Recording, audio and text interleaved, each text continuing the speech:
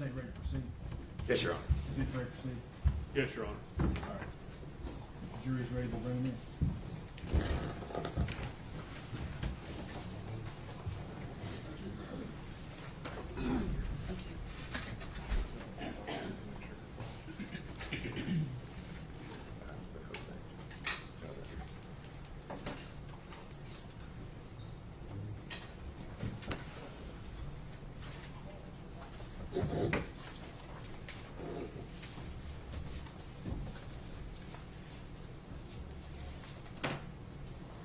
Everyone stand, please.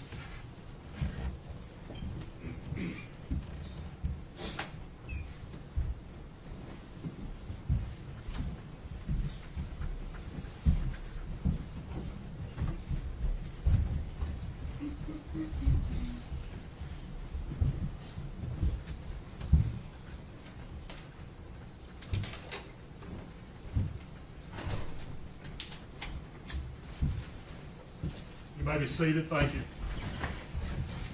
Good morning, ladies and gentlemen. Yesterday, when we left, I gave you certain admonitions. Does any juror have anything to report about those admonitions? If you do, raise your hand. Let the record reflect that none of the jurors have raised their hand. General, Harris, witness. State would call Steve Williams.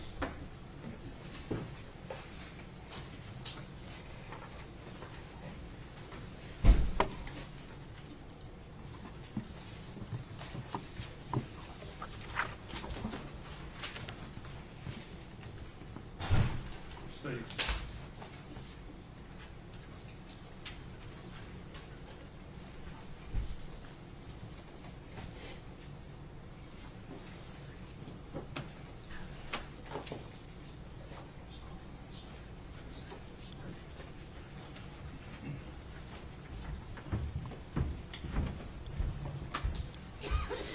Raise your hand. State your name. Steve Williams? You solemnly swear upon testimony about to give you the truth, the whole truth, and nothing but the truth, sir? Yes, sir, I do.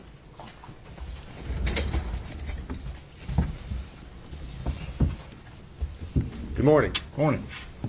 Scoot up close to the mic and speak up loud. Okay, Thank you. There you go. You're Steve Williams, is that correct? that's correct. And you were previously employed with the Sullivan County Sheriff's Office, is that right? That's correct. All right. How long were you employed there? Just under 34 years. All right.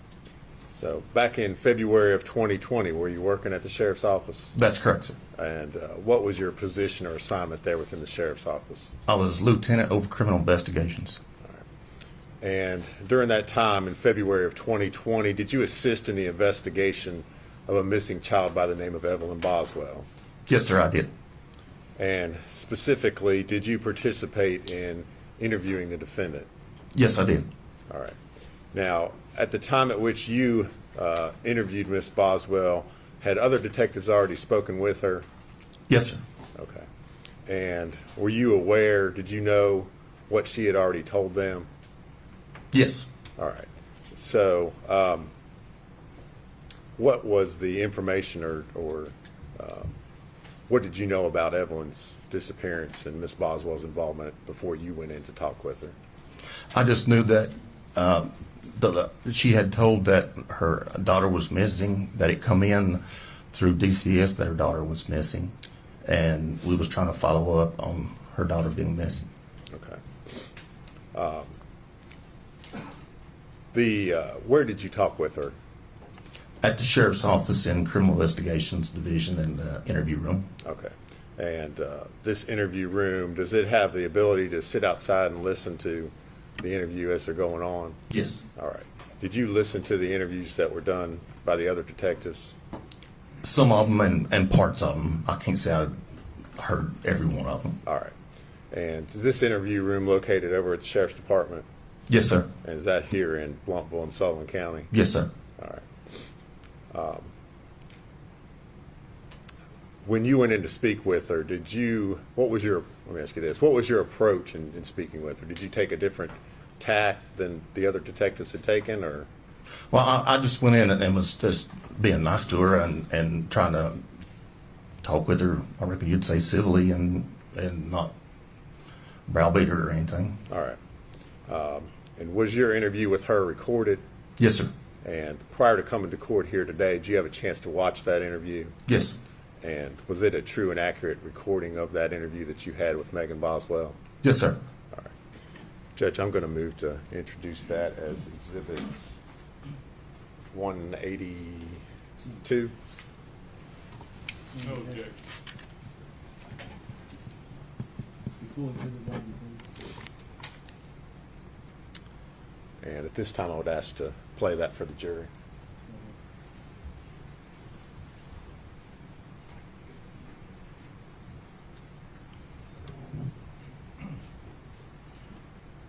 Hi, Hello. I'm Steve Williams.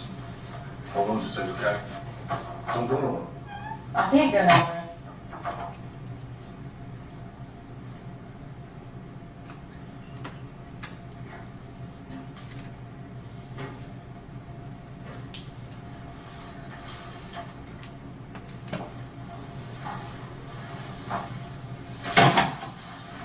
They've been talking to you about your child, right? Yeah. Okay. And where's the last time you saw your child? I'm coming on to tell them. Right after Christmas. Where? Ethan. Okay. And you say Ethan, does that mean Ethan's in Louisiana or Ethan's? In Bluntville. Like I told him, I don't know if he took and dropped her off somewhere right after I dropped her to him, but I don't know what's going on. Where did you give her to Ethan at? Bluntville. I was grandparents' house. Okay. And what's his grandparents' name? I know his grandma's name is Sherry, but I do not know his grandpa's name. Okay. Have you ever been there? Once or twice. And you've met him? I've met Carl. And that's his grandpa? Yes. Okay. And I'm sorry, I didn't mean to tell you I didn't know his name, but as soon as you asked me, it spit right on my mouth. that's no problem. Am And I asking any questions here on that? No. We'll be done in just a few minutes. Okay. Why, you in a hurry? I mean, like, no, but if they're going to keep questioning me and keeping me in line, like, I want an attorney. Okay. Because I'm not lied to them. Okay. Well, do you want to talk to me? Yeah. Okay. All right. So the last time you saw your child was at Ethan's, right? Mm-hmm. And you took your child to Ethan's grandparents' house, right? Right, but I never walked in. We stood in the driveway. Okay. And what was you driving? I was driving my Cruise. I don't have anymore. It was a red 2018 Cruise. It's like a little Chevy sedan. Yeah. Okay. And was Ethan staying there? I mean, I guess he was. I don't know. He just had me come up there. Did you see Ethan there? Yes. Okay. And did you see his grandfather there? No. Me and Ethan stood outside and talked. Kind of like away from the house. Okay. Like the house was like over here where he parked his car was like towards the trees of the house. And we were standing like towards this side of his car. Okay. And you dropped Evelyn? Mm-hmm. And Put the car in his car and everything. what kind of car was he driving? A 2018 Nissan Versa. It's black. Okay. And then that was Christmas Day, right? Mm-hmm. Okay. And then after Christmas Day, do you communicate with him again? He won't talk to me. But On New Year's Eve, and sort of on New Year's, I guess, me and him argue back and forth. on text message or, No, or actual? on the phone. Okay. So actually talking to Yes, each he would get mad and hang up, and then I'd call back, and he'd answer for a little bit, get mad and hang up, and then just quit answering. other. Did he say he had Evelyn in? Yes. And I left him tons of voicemails, and I was like, look, like, if you want me to leave where I'm at, like, I'll come spend New Year's with you and Evelyn, like, I just want us to be there as a family, you know what I mean? I was like, I'll come to where you are. Where was he at then? I think he was at his friend's house. Who's his friend? I don't know, to be honest with you. Friend around here or friend? Friend around here. Okay. And you don't know who his friend is? He doesn't tell me anything. Okay. How long have y'all dated before? Like 3 years, maybe 4. Okay. But you didn't 3 know years, his- yeah. And you didn't know his friend? No, I was never allowed to be around any of his friends. Okay. And then, did you ever call him and say, hey, where's Evelyn? It's been I've tried to 2 call weeks. and he won't answer. I would leave voice messages, he wouldn't call back. And honestly, like I was telling them, like I had Evelyn for like over a year and he never checked on her and I had to support her by myself. So when I got up here, I was like, you can take care of your daughter for a little bit. Not that I don't love my daughter, want to be with her, you know what I'm saying, but I was like, you don't help me at all. Like I want you to see how it feels to have no help. So he didn't help you financially or No. taking care of her because No. he was in the military? Yeah, like he would never even be like, hey, like, is she okay? Or like try to check on her or help me at all. Does You he know? live in a house down there? I don't know. And you don't know where she's at? And the last time you saw her was Christmas? Right. Right. Have you went to his grandparents' house? And asked Yeah, them but where nobody was there when I went. she- Okay. Have you called them and asked them where she's at? Okay. And what brought you here today? I guess my dad called. So you still haven't heard from her, but somebody's called about her, Yeah. right? And you have no idea where she's at?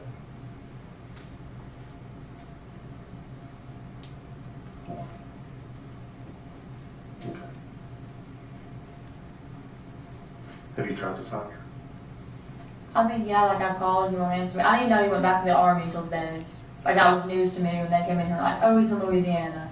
Have you went to court No. to try? To be honest with you, I was really trying to be civil over it, and like I said, I supported her for like over a year, and I was like, if he wants to keep her for a little bit, like that's fine by me, you know what I'm saying?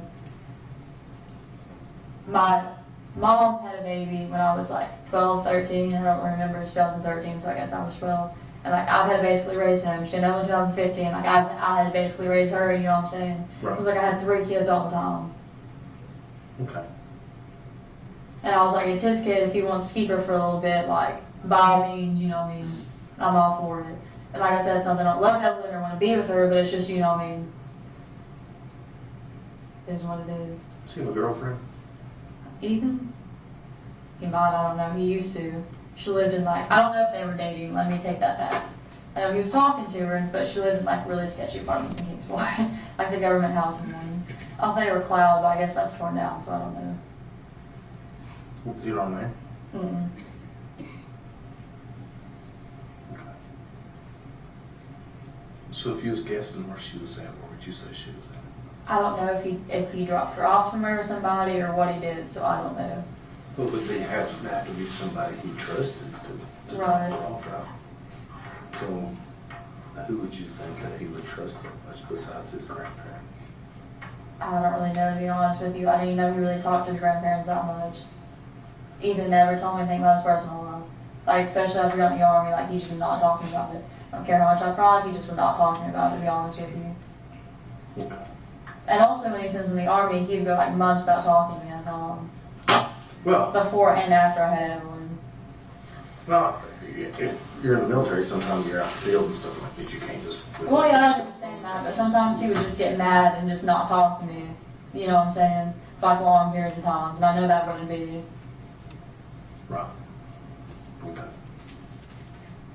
So if you could help us right now find her, where would you tell us to look? I don't know who Ethan hangs out with. Does he have Facebook? Yeah.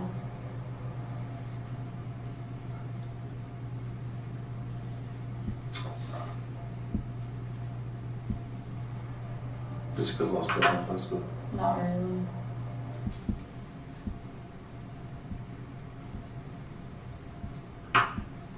Do you have Facebook? Mm-hmm. Do you have communicating on Facebook?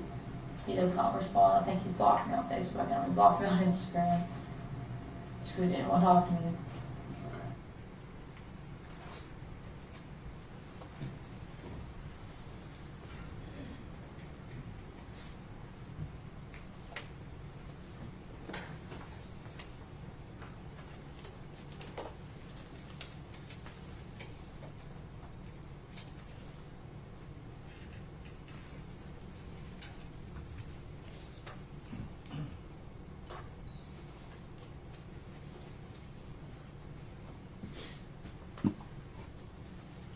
Did you participate in any other interviews with the defendant?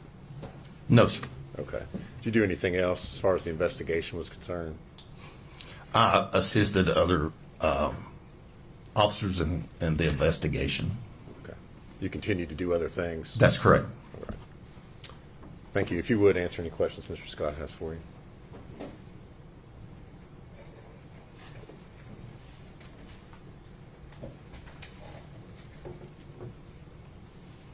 Good morning. Morning. How are you? Good, and you? Good, thank you for asking. What time did you take this interview? I don't recall what time of day it was. I think it was in the evening. Okay. It's my understanding at this point that Megan had been interviewed by Tracy Haraz and a DCS worker, and then later by Michelle Gillen, and then you, is that correct? I couldn't tell you the exact order of the people who went in and interviewed before me or after me. I can't tell you that. I don't know. Okay. Your interview and those other interviews that day, they were basically a continuation of the same interview with different people. Is that? There were several officers and agents that or several officers that interviewed that day. Okay, but was it basically a continuation? I've talked to her, and now you go talk to her and see if you get more. Yes. At one point, she asked you for an attorney, No, sir. but you didn't feel like she did. No, sir. She said, if this happens, I want an attorney. Okay. She didn't say I want an attorney. She said, if this happens, I want an attorney. You had instructed her not to go anywhere. The sheriff's office is a secure facility, and we can't have people walking up and down the halls of the sheriff's office. Okay, so she wasn't free to leave the room she was in. If she wanted, Well,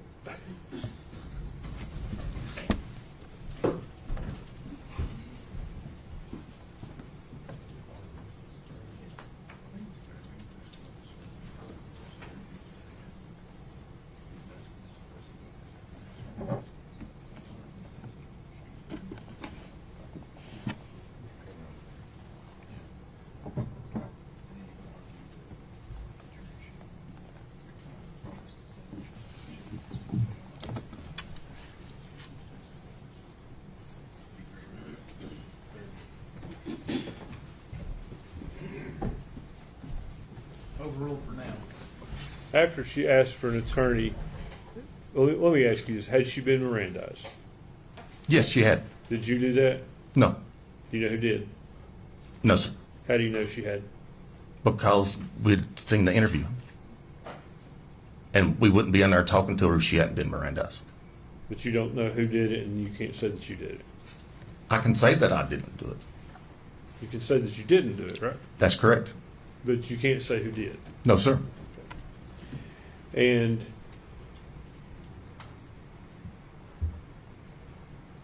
as it relates to her question for an attorney, and this will be kind of my last question on that, you didn't stop questioning her. You said, do you want to talk to me? You continued asking her questions, correct? That's correct, because she never asked for an attorney.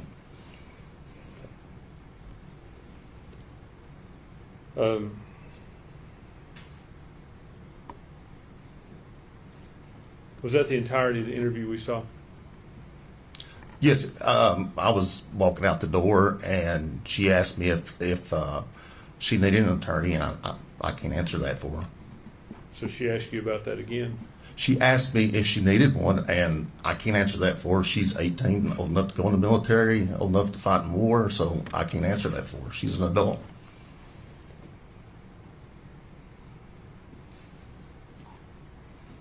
What time did you come on shift that day? Do you know?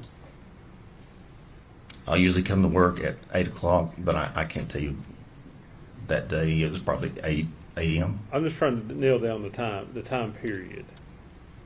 It would have probably been in the evening if I was guessing, late afternoon.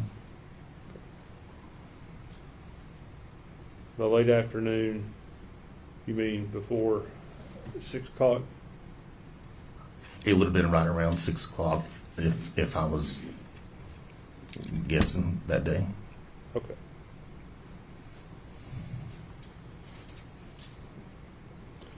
Mr. Williams, thank you for being here. It's good to see you. Yes, sir, you too. Can you read it? There you go. Is he free to go? Yes. Yes, sir. Thank you for your testimony. Your election is standing is ready to go. Thank you, sir.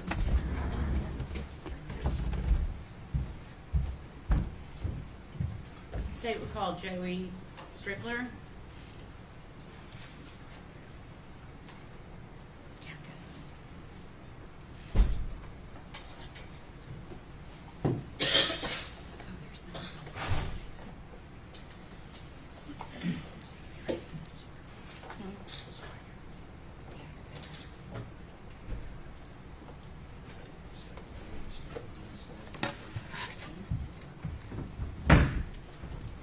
Raise your right hand. State your name. Joseph Strickler. You solemnly swear or affirm the testimony you're about to give will be the truth, the whole truth, and nothing but the truth.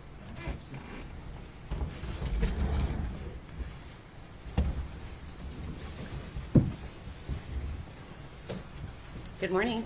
Good morning. Can you please tell us your, actually just spell your last name for us for the record, Strickler, Strickler.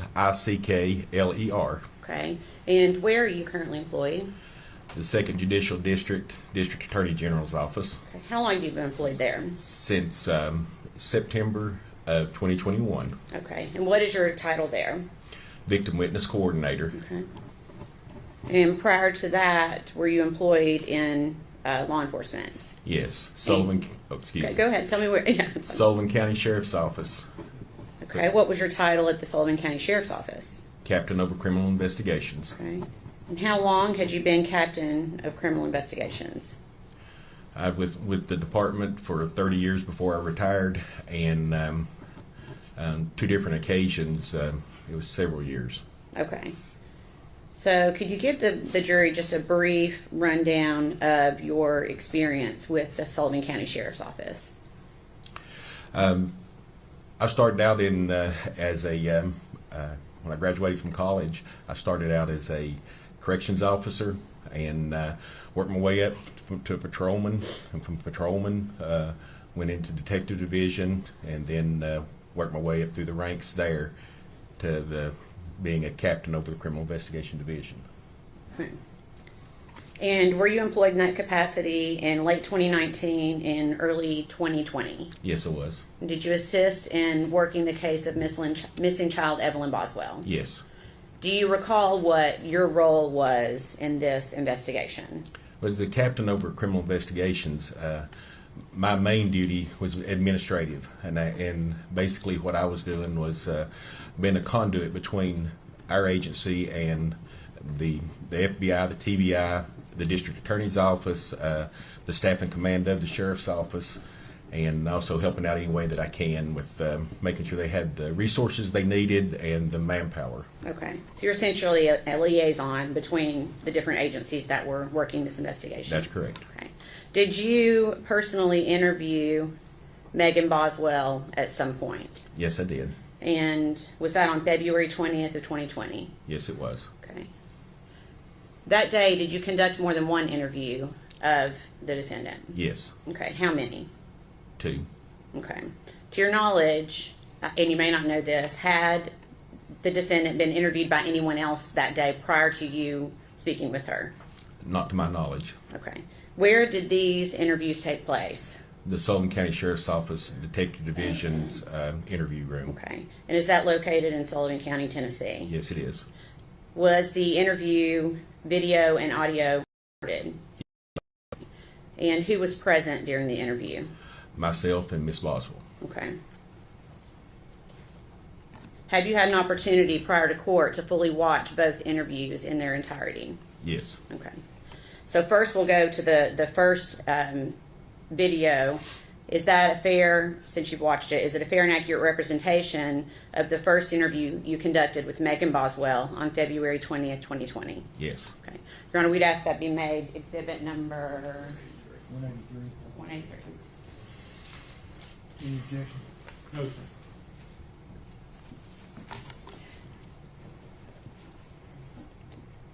And then permission to play it at this time for the jury. Just 1 second. Okay.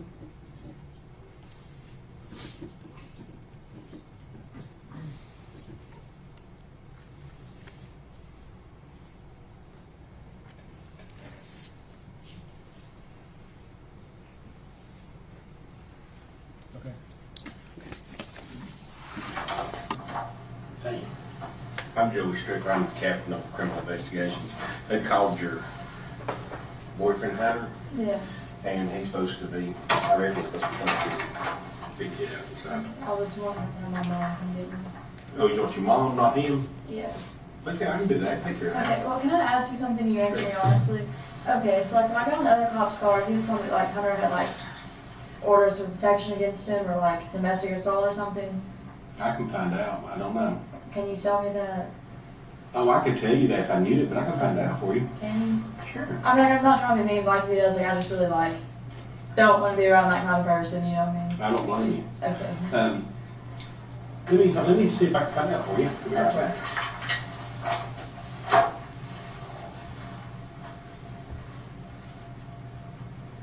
Hey, Brian.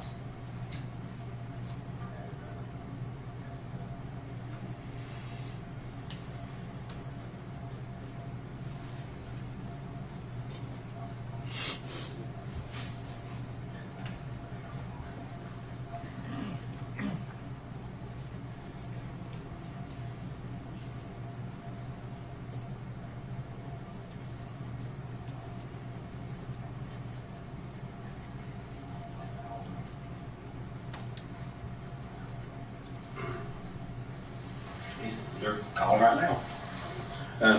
But tell him that mom can get me. Yeah, I can do that. Yeah.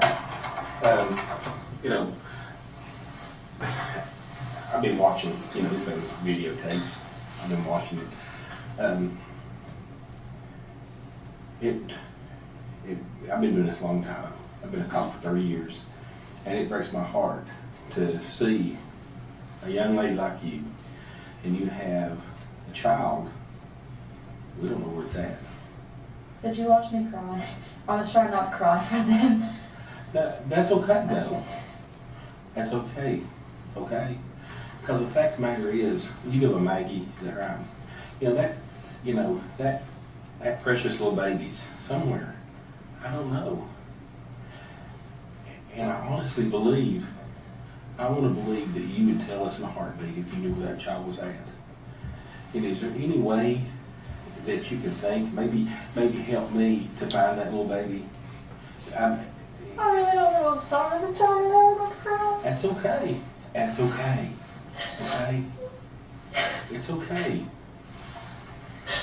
I know you've not seen her in a while, and I know we've been talking to Evelyn. We've had him on the phone. We've had his captain on the phone, and we've been talking and trying to find this baby. Is there any way that somebody has that baby that's a friend of yours or a family member that's afraid that if they're afraid to tell us or they're afraid that you'll tell us, so they keep. I don't know if you know that I dropped her off somewhere. What happened? I was trying really hard to cry, but I was like thinking about her. I dropped her off, and she's asked what she's wearing and stuff like that, and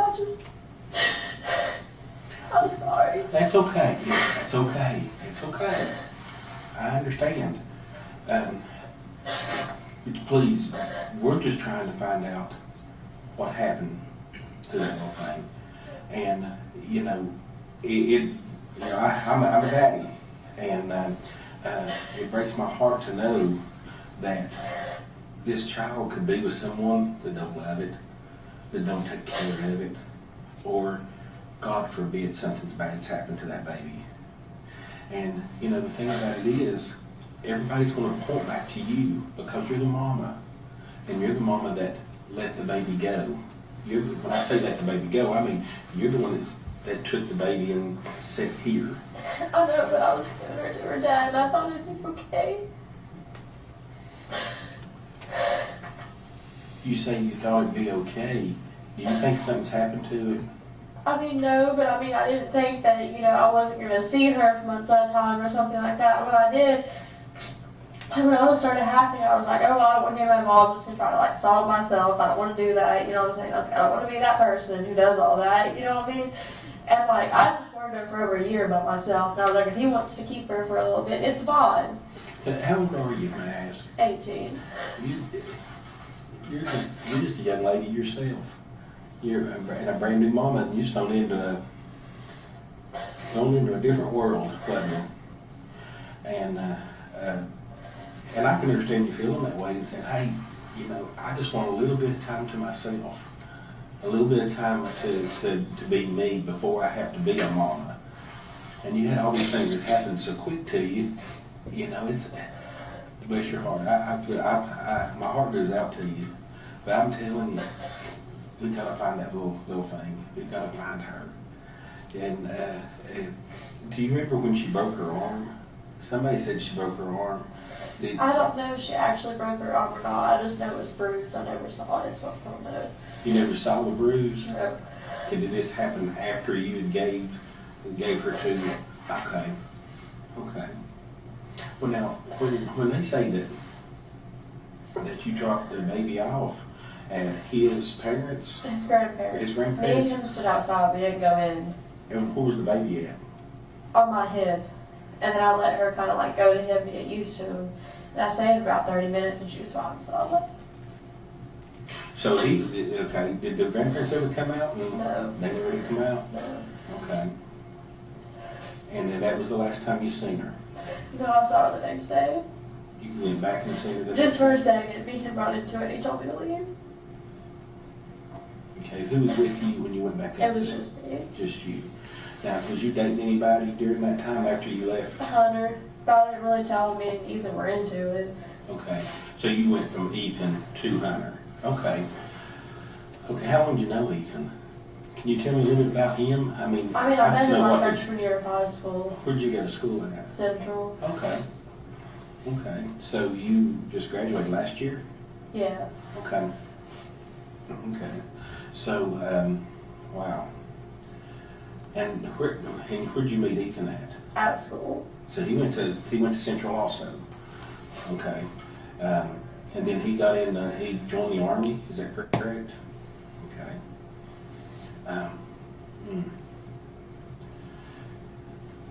So the last time you seen your daughter was sometime around Christmas, the day after that you dropped him off, you went and he didn't want to let you talk with her, be with her or anything.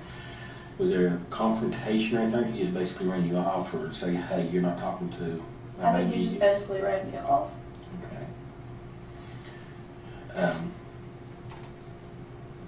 When you all met down in El Paso, when you went down there, did you all just meet down there and you turn around and come back home with No, I him? stayed for a little bit. He didn't come back home until a couple weeks after. Okay, did you bring the baby back with you? You had the baby with you and you Yeah. brought it back, okay. And then where was you staying at that time? My dad went to trailer park and I was staying in one of his trailers. Okay, okay. And your dad's Tommy. Tommy? Okay. So you stayed at these trailers and in the trailer park, where's that located at? You know where Sugar Hall Road is? I sure It's like do. on the corner of Sugar Hall and Buffalo. Oh, yeah, I know where that's at. They're like storage units across from it. Yeah, that's up there close to Mooney's, the restaurant, or little restaurant place. Yeah. Yeah, okay. All right, so you stayed there, and then you moved out of there and moved in with Hunter? Yeah. Okay. Did Hunter ever see the baby? Yeah. Hunter see Not it? much, I won't lie to you, just because Well, I'm that's worried fine. about bringing Evelyn around people, you know what I'm saying? I understand that. And also at the time, I'm not gonna lie, like Hunter told me he was on probation, we were talking about before, you know what I'm saying? I'm like iffy on who I bring her around, you know what I mean? Okay. So you was thinking that you was doing the best for your baby by Not having her around. him and I know that sounds bad, but like now that I know him better, I don't think he's that person, don't get me wrong, you know what I'm saying? But I only known him at like a couple of weeks when I moved in with him, you know, when I was kind of like kicking me out, you know. okay. Didn't really have anywhere else to go. But that led you to, I guess what I'm trying to say though is, that was a natural route for you to go as far as if you wanted someone to watch Evelyn was take her to Ethan, Yeah, her dad. her dad. Okay. Okay. Wow. We're fixing to send out what's called a nationwide alert. So we're trying to find this baby, and I don't know what's going to happen. I just pray to the good Lord above that we're going to find her, and we're gonna find her alive and find her well taken care of. Because I've been doing this a long time, and the worst thing that's ever had to deal with is the death of a child, or a baby that's been hurt, or a baby that's been abused. And I have, I have a lot of nightmares about that, and it's been too many to count through the years. And all I want to do is stand up for that little baby that may not be able to stand right now. And I need your help. I do. I need your help. And if you can think of any way of action reform, to know where that baby's at, or where, just to point me in the right direction, please help me. Please help me. I want to bring it back in. Bring her back in. I don't know. Is there any way that can you tell me a reason why that you didn't reach out since Christmas to the family to try to find Evelyn and talk to her, to just sit up and even put her on the phone and let me speak to her? Because I was really just trying to resolve two meetings, to be honest with you. You was what? Just trying to resolve it between these two.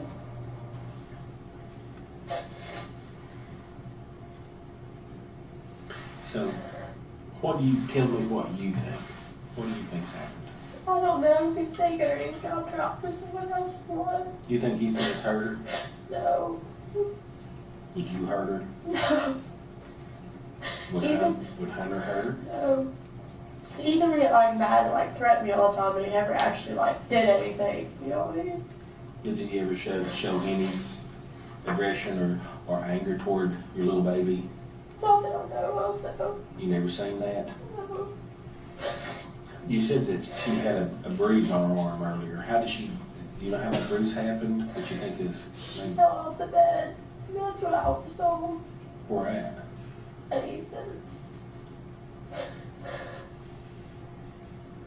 Did that happen? Did you ever see the bruise and stuff? You never did see the bruise or the broke arm or anything like that. So you did have some telephone conversation apparently with Ethan about her. yeah. Okay. Well, this is weird because the thing that we're being told is that by him, he's like, I've not seen her. He has seen her. I swear to you, he has. I mean, the last time you seen that little thing. On Christmas Eve. Mhm. He had her then, but I had her for a little bit on Christmas. So me and my family and Hunter went fishing forage every Saturday night. And I came back Christmas Day, and I got her stuff that I got her. And I got, like the stuff that my brother got her and stuff, and I took it to him. They're on, off of Hartown. Did you get to see her that day? Yeah. I What had did her you for a take? couple hours. What did you take to her that day? I don't know what my brother got her, but I got her like a little horse and like baby shark stuff and clothes and stuff like that. So sad.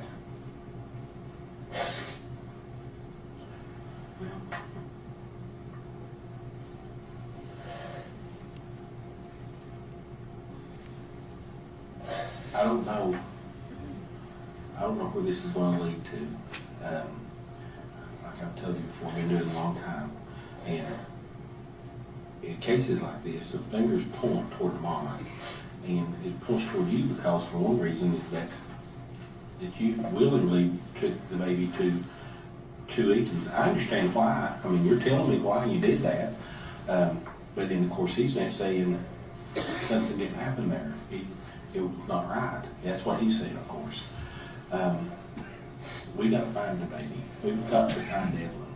Got to find her. Take care of her. And if it's a situation where, you know, that you don't feel like that you can take care of her, then I promise you, we'll find some people to take care of her, that little thing for you. And I promise you that. We'll do everything we can to get you help and get her help and to take care of her, but we gotta find her. When you all find her, does this mean I won't custody of her anymore? No, it doesn't mean that at all. Does not mean that at all. But I can tell you this, if you think for a second, a little sliver, that you might know where she might be, or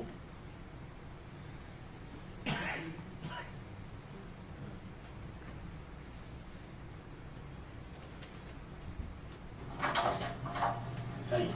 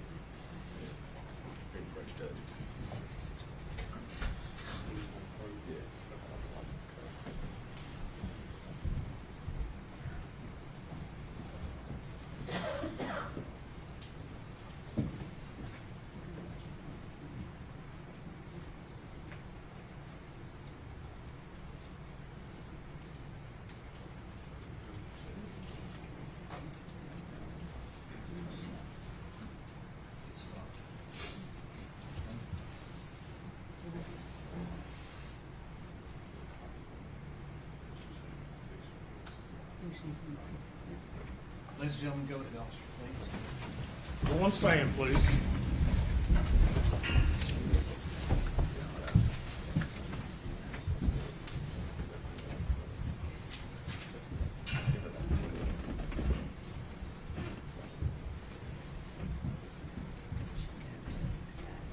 Yes.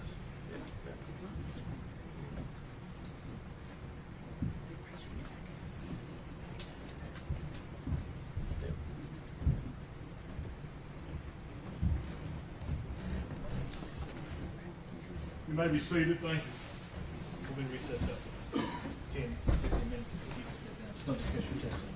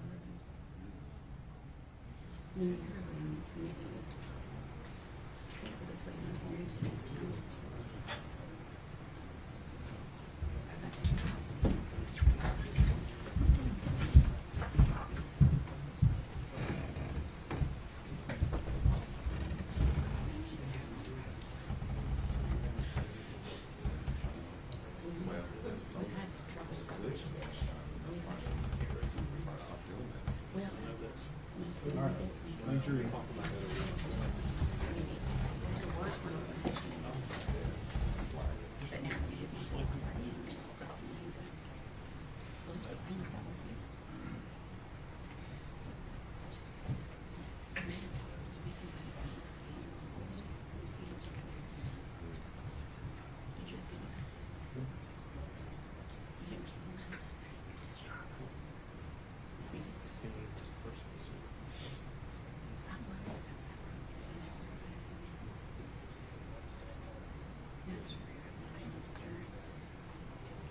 Everyone stand, please.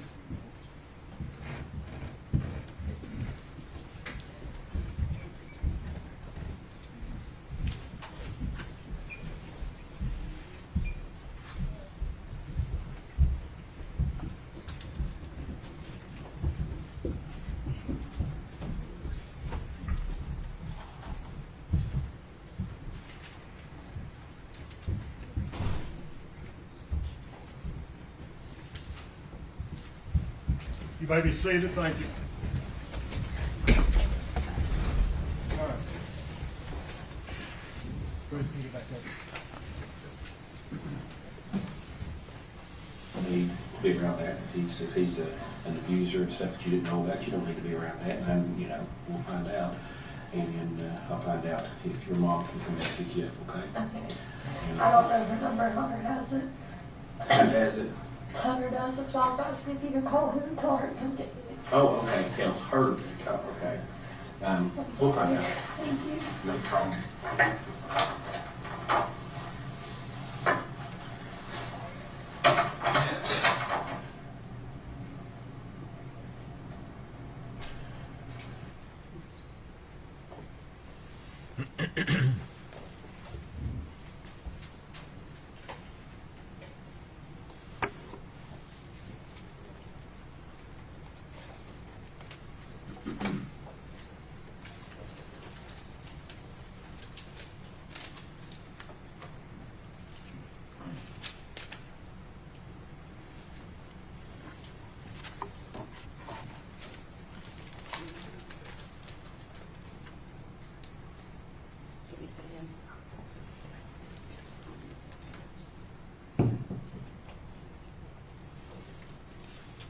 Okay, so now moving to, well, prior to the second interview, you stepped out for a few minutes?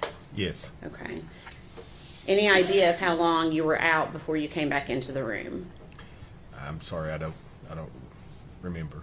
Okay, you don't remember? No. Okay, and that's fine. So the second video, you also had an opportunity to watch it in its entirety? Yes. And it is also a fair and accurate representation of the second interview you conducted with Megan Boswell on February 20th, 2020. Yes. We'd ask that that may be made exhibit number 184, please. Any objection? All right, before exhibit 184.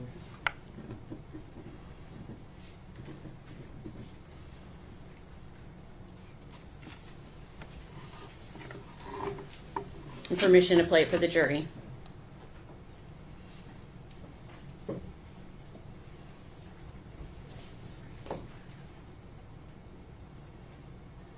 I have, you know, I got some, been a couple long time, and I've got some my own opinions about this stuff. But just something just not adding up. It's just not adding up. And you know, if there's something that you think in your mind, anyway, that's been formed that you could think. Well, I was talking to Dad today, and he don't let it come to Mom, and that if ever all this story goes out, she's gonna have to disappear, that she's gonna go to jail, and I don't know what's going on. your mom or something? Oh, that's all he told me today. I don't know what's going on. So, Tommy told you that When all this started going on, because he called her the night before, he told you all, he told her what he was going to do, and then she said, well, you can't do that. This is what he told me, like, I'll have to disappear. I can't come back to that. I don't know what. I hope she didn't do anything too. so you, but I thought Ethan had the baby. I thought he did too, but this is just what my dad told me this morning. I promise you, I talked to him on the phone on my way down here, because I called my grandma first. I wanted to stop down there for a meet my parents. I've nobody to talk to, you know. I just wanted to, when he called me, he started telling me. So Tommy told you that he has talked to, No, this was before he called up here, okay, but he has talked to your mom. a couple days ago. And that, he told me that he lied to her, well, and me, and said that DCS was going to do a whole visit on Elijah because he thought that she was going to run off.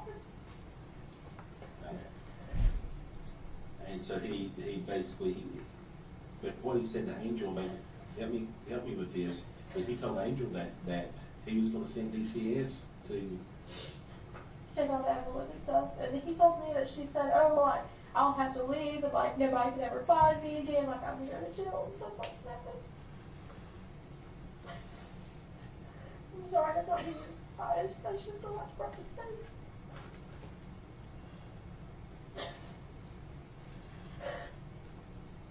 okay, and then Angel said that she was going to run, but she was going to leave and stuff. Well, that's what she told Dad, apparently.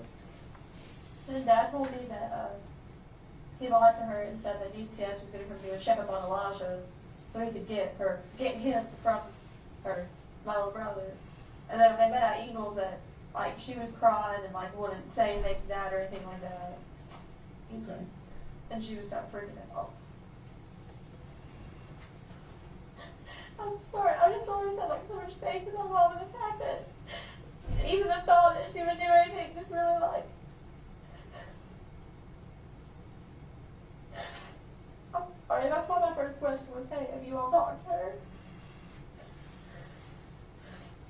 And yesterday, the whole way up here, she was like, bitching at me, saying that, like, I won't lie, I lied, she didn't run out of gas, she just wouldn't tell me.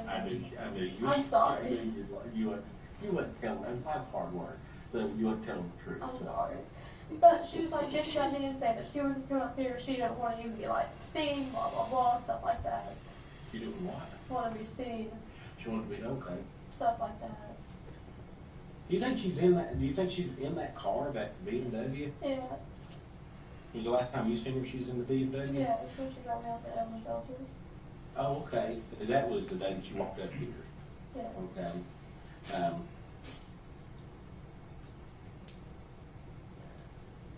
Was McLeod with her? Yeah. Did he drive or did she drive? He usually drives. Did he drive it? He was driving that day. Okay, and whose car is that? Whose Beamer is that? Well, Hunter gave it to her, but he didn't get the title on it over there. Okay, so that car should be in Hunter's name? I think it's his brother's name, that's why he didn't get the title on it over there. It was Hunter's car, but Tanner was going to buy it, and then Tanner backed out on it.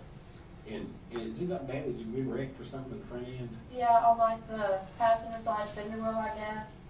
Like, it's kind of like popped out, and it's kind of bit into the headlights, you know. A lot dimmer on that side. Okay. But that's who it should be in, okay? And, Well, Tanner's first name is Austin. I mean, I don't know if you all know that, but it's Austin. I'm sure we got that.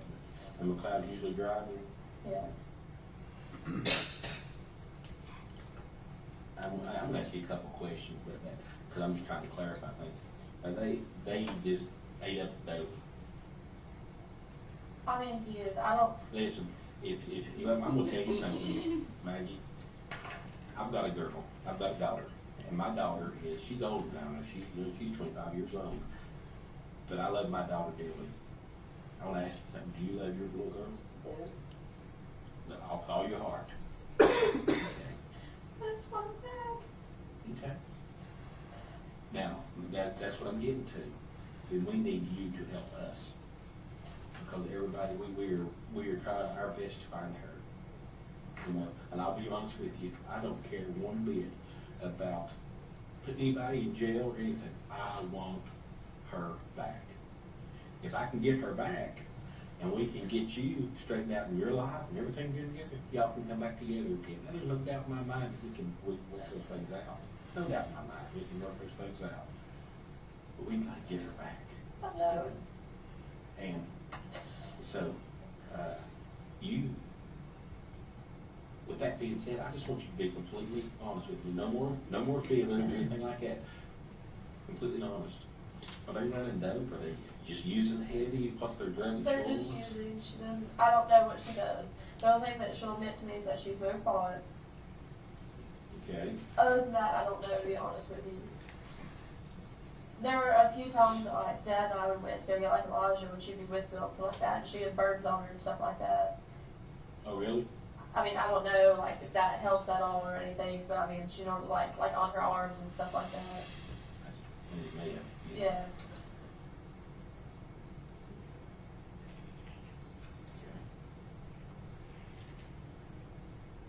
Now, does she go by Angela or Angel? Angel. So, if you had to,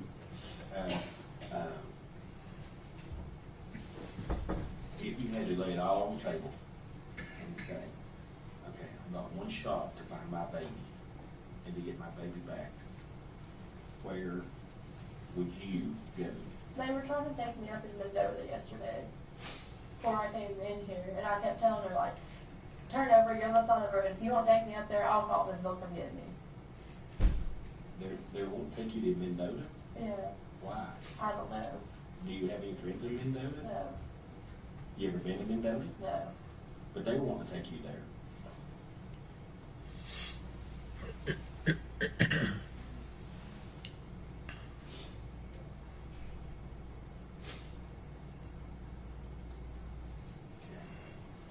They won't take you there yesterday. It was different. Well, they wouldn't tell me where we were going. I just saw the road signs. Let me take that back. I understand. So what route stop did you see? Like, State City Highway, one that had like, the little airport, like Mendoza, and it's like 5 miles away or something like that. Okay. We were headed in the direction of Mendoza.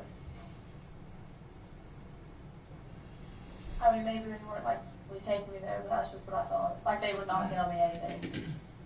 Okay. Does he have any ties to people over there in Virginia? As far as I know, all his family's from North Carolina. Okay. Have you ever gone to see his family in North Carolina or anything like that? Okay. So, when I asked you that question about laying it out there where you might be going, or if you got a chance to get your daughter, to find your daughter, Well, Dad keeps saying that Mom knows something. And that's why she's like, you know, not answering anybody, kind of just disappears. now, you know, I know that you said that you gave Evelyn over to Ethan. But Mom also told me that she talked to Ethan since then.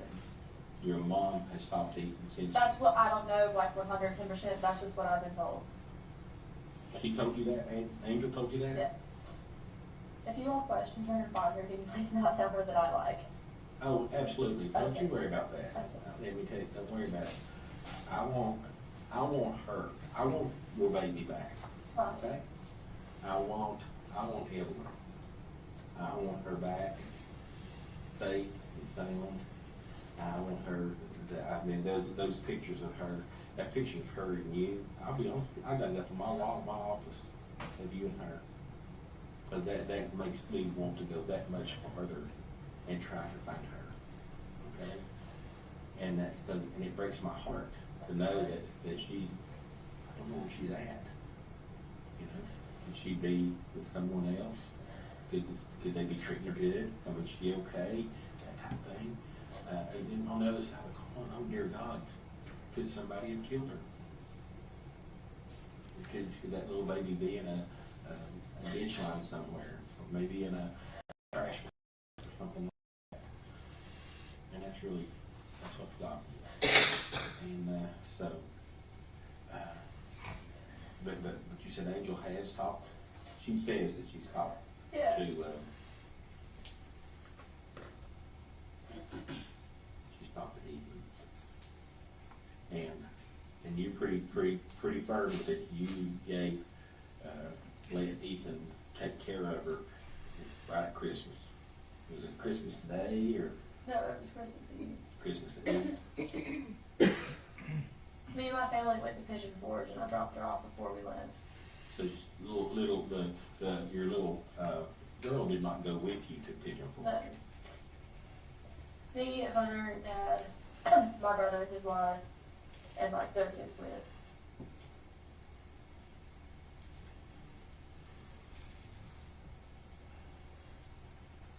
Where'd y'all go to when y'all went to Pigeon Forge? Just asking. We went out to eat at Olive Garden, and then we went around go karts, and then we all stayed at Margaritaville Island Day.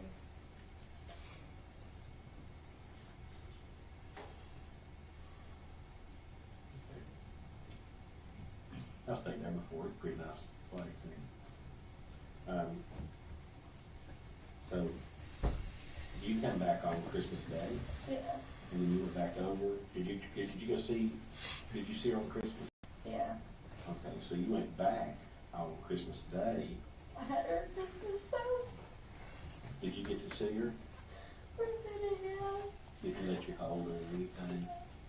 Okay. What time did you go over on Christmas Day?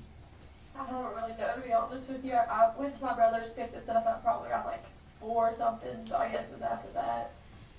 So you took presents to her You know. at Eaton's. And you took her over there and did you get to go in or did you just? No, he always made me sit outside.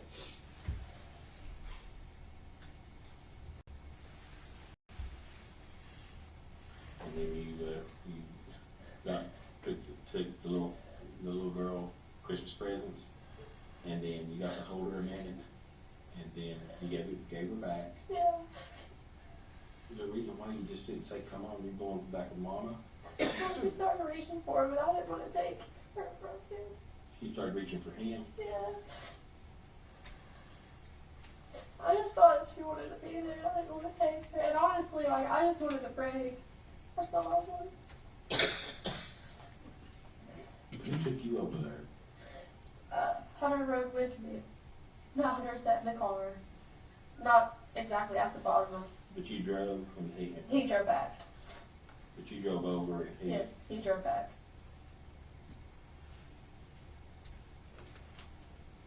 This was my cruise when I had it. Okay.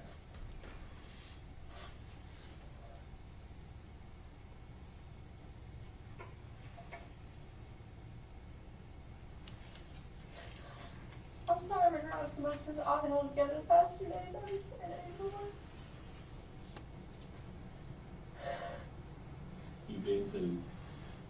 You've been through hell and back, and you're still in it. You're still in hell. I mean, you really are. The whole fact of not knowing where your baby is at. Oh my gosh! And I know it's heart wrenching. I mean, you know.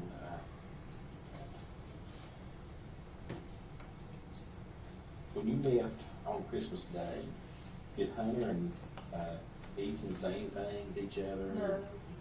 Okay. Hunter didn't get out of the car. Well, Hunter only got out of the car and walked around the front to get in the car. On the driver's side.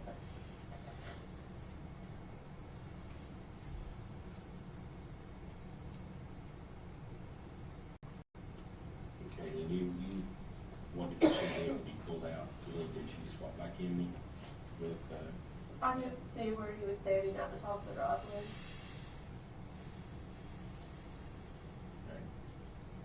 And then he was just holding her when you pulled away. Yeah. Did y'all have any words or anything, or any anger words? I mean, we argued, yeah. What did you argue about that day? Well, I called him and I was like, I want to come see him for a little bit. And I was like, if you don't want her to go with me, that's fine. We were at his mom's house at the time. I was like, just let me know. I won't bring him. That's fine. You know, I was like, I don't care. Like, I just want to see her at Christmas. He got mad because I brought him with me, but I asked her, I called, I didn't mean to piss him off. Okay. And I just had that argument again because I'm a lot of you. He asked me like if I had any more doctors, and I was like, yeah, but like I took care of myself for a year. Like it's your daughter, you can buy her a pack of like freaking doctors.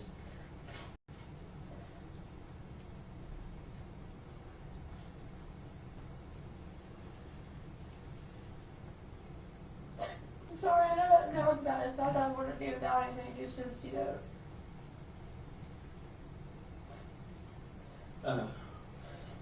So, Christmas Day, you're saying the last time? no, I saw her the day after that. That's what he said. Okay.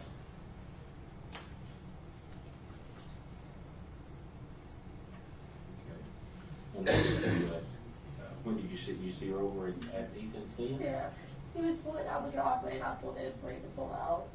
He had her with, he had her. He got me out for a second because we're arguing, because he's like, you can't just show up here and stuff like that. And I mean, we just got into it escalating from there, and then he told me that I had to leave reasons to call the cops, so I left.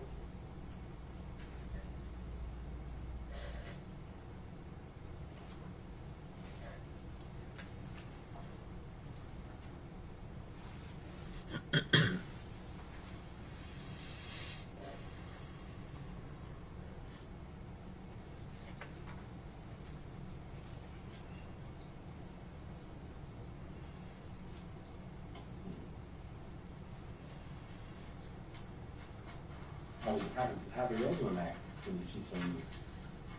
She didn't like reach for anything. I didn't get the whole thing okay. I'm sorry.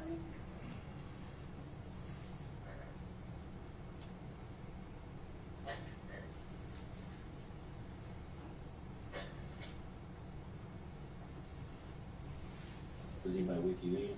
Yeah.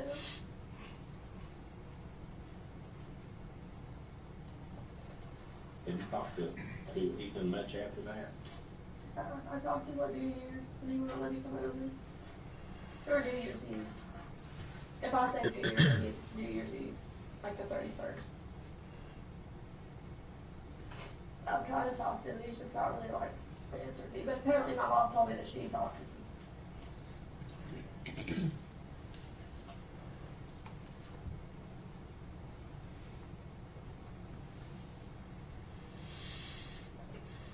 You think your mom talked to him during that time right there? She told me she had been talking to him. I don't know.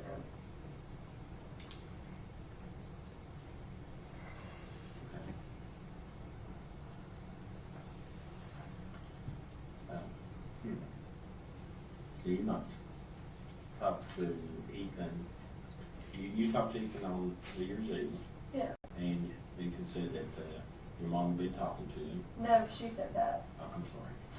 Mom had said she had been talking to Ethan. Yeah.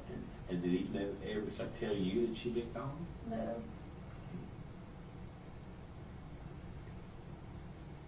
Have you been heard? Um, Do you think Ethan would hurt? my mom? No, I'm not talking about that. No. You don't think Ethan would hurt him? No. I feel like if he did do anything together, someone who probably take care of him. I don't think he would. Okay.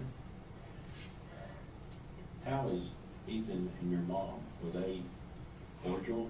Would they talk? Would they get along? If they did each other? Yes, I mean, they didn't necessarily like go out of their way to talk, you know what I'm saying? There was like a few times where they like talked over text over the years. I mean, I'm sure that was, you know, Okay. 3.5, 4 years. Okay. If you've known Ethan a long time, you'll have it. Yeah. Okay. I know this is going back a little bit, but how long has your mom and Tommy been separated? The reason I'm asking that is because I'm just trying to figure out, Well, okay, they got like a divorce, I think, in like 2014, 2015. I'm not entirely sure, to be honest. I think it was 2014, but Charlotte wasn't born yet, that's my little sister. But they had a baby after that. And I mean, they were like living together and stuff like that. But if you're talking about as far as like divorce Legal, and something, yeah. I think like 2014. when did they finally make a split? And, you know, Tommy and your mom, and she go her way and he went his? Whatever his Ashley's birthday, I think it was June of 2018. Oh, this has been relatively fairly recent then. Okay. Yeah, it was June 2018, after Ashley's birthday, that. June 2018? I don't know that, I would be June 2018, I don't know the exact date, it was at the beginning of June. Okay. I know that, I was over there on Father's Day, she was there. So she had been there 14, because that's when Father's Day was, right? It is. Yeah, so she had been there before that. Okay. All right.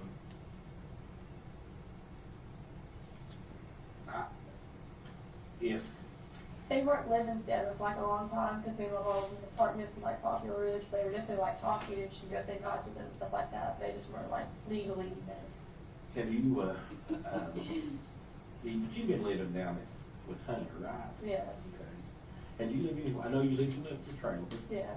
Over in, down near Boogies. Get a pop hang out, you go there and eat and all, what have you. So, you lived there, and then after that you moved in with Hunter, correct? Yeah. Okay. I stayed in hotels with you guys. Well, I understand, yeah. But But that's basically, if I had to put a timeline of where you live and stuff like that, that's what it's yeah. Up until around like March 2018, from February to March I was with my dad, or until April, yeah, and then I moved in with my mommy, that's my grandma. From April, and I stayed with her all the way through October. Okay. Okay. So, so basically. There were a couple nights my mom was at a hotel and I go stay with her, but as far as like living wise with it was like a mommy. And she's the one that lives where? At the mom and dad's field, like Down Bay Creek. operating on. So you live most of May Creek, what do you call her? A mommy. Oh, mommy. I used to call her old mommy when I was little because she practically raised me. Oh, mommy, okay.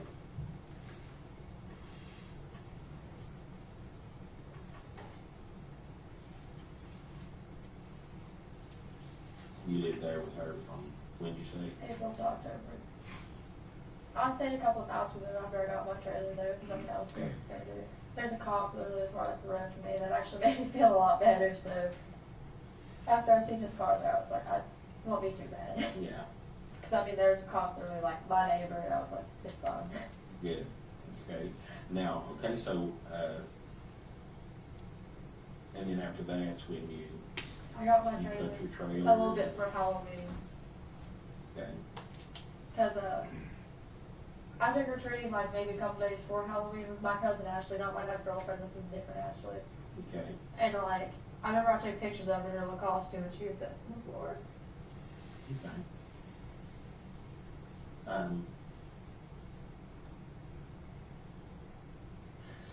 You know, people ask questions, of course. Yeah. And you know, I know that you last seen her on the 26th. Okay. And on the 26th,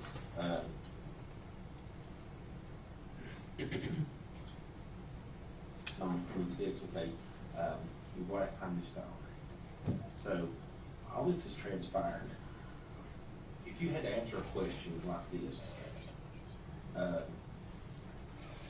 someone comes to you and says, Maggie, why didn't you call somebody? Mom was talking to me, she told me I should just try to resolve it for being easy. And that's what I was trying to do, and she told me she was trying to talk to me about it.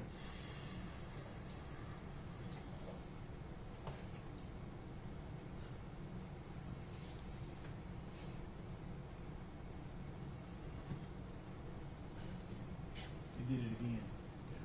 Because that's the first time.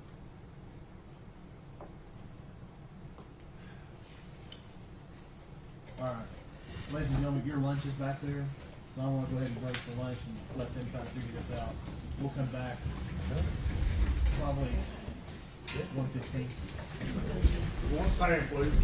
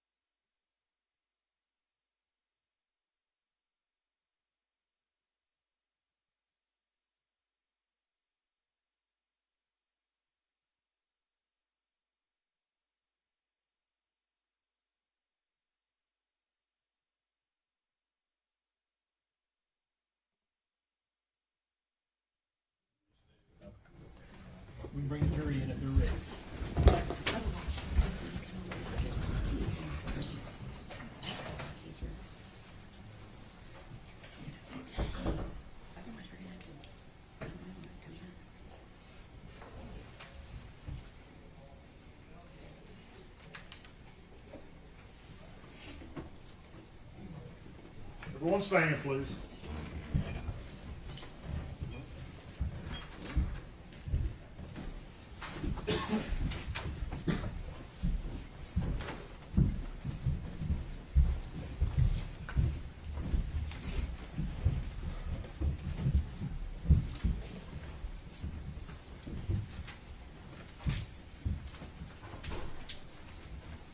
You may be seated. Thank you. All right, gentlemen, you can continue. Your Honor, that was the end of that video clip. We just wanted Okay. to double check. Good. We could go ahead and submit that to the court reporter.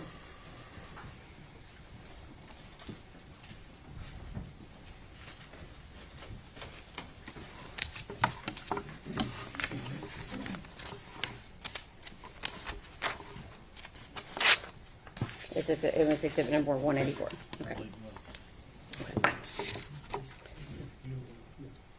Okay. Anything else that you did personally involving this investigation other than continuing to be a liaison between the different agencies involved? That's it. Okay. Please answer any questions the defense has for you. Thank you, Judge. She kind of stole one of my questions. This is the absolute only involvement you had in this case. I won't go back to that a little bit, other than, I guess, your administrative roles as a liaison. That's correct. And these two interviews that you initiated or done with Ms. Boswell, those both the same day? Yes, sir. What date was that? February the 20th. Now, did you Mirandize her? No, sir. Were you the first person to interview her on the 20th?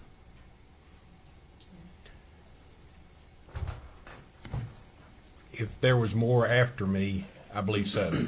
So you believe you might have been, would that have been the first interview we watched? I think so. And that would have been before Detective Gillum or Lieutenant Williams? I'm not for sure of the time. I'm sorry, I think those were different dates. I'm sorry, I can't answer that. That's okay.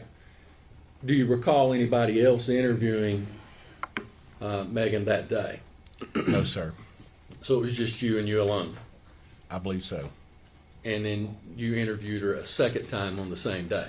That's correct. And how much space was in between those two interviews? How much time? I'm sorry, I don't recall that.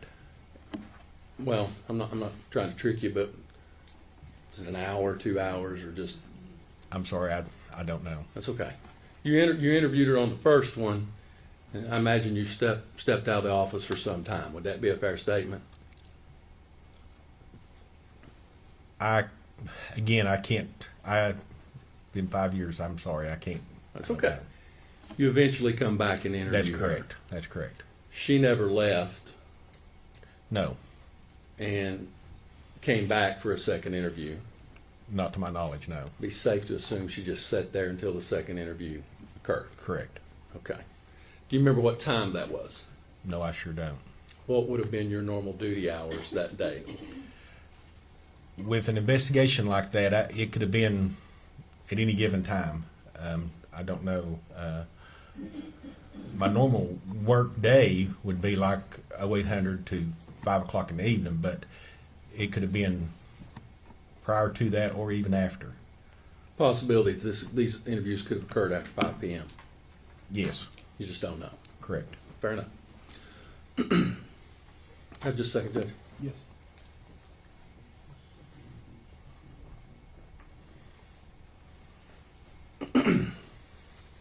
Be fair to say, though, that your second interview would have essentially been a continuation of the first interview, with attenuated by a brief amount of time.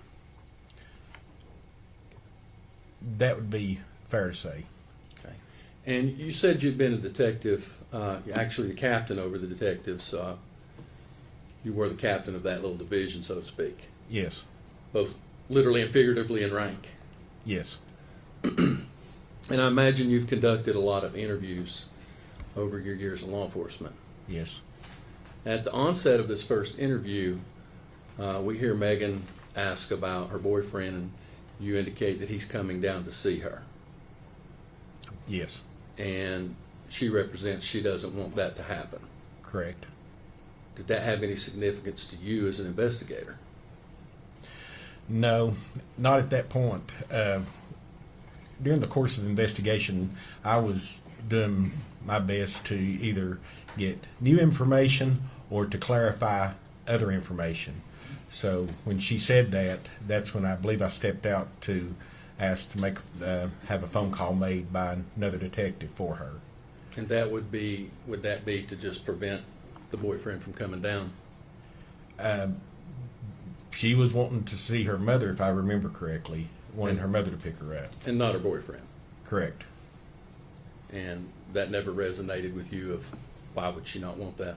Objection to speculation. Sustained. It's okay, Judge. Can I just say?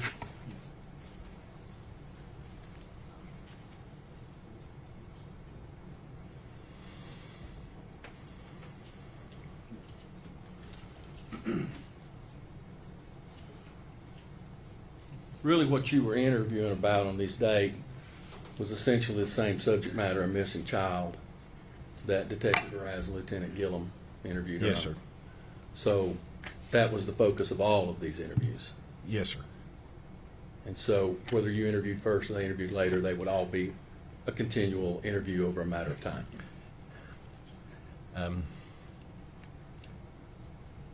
It was a continuing effort. I'll take that. That's all the questions I have, Judge. Thank you. Redirect, No, Your Honor. is he free to be released? Yes, Your Honor. Yes, sir. Thank you, sir, for your testimony. You're released from your subpoena. You're free to go. All right, next. They will call Jeffrey Blanton.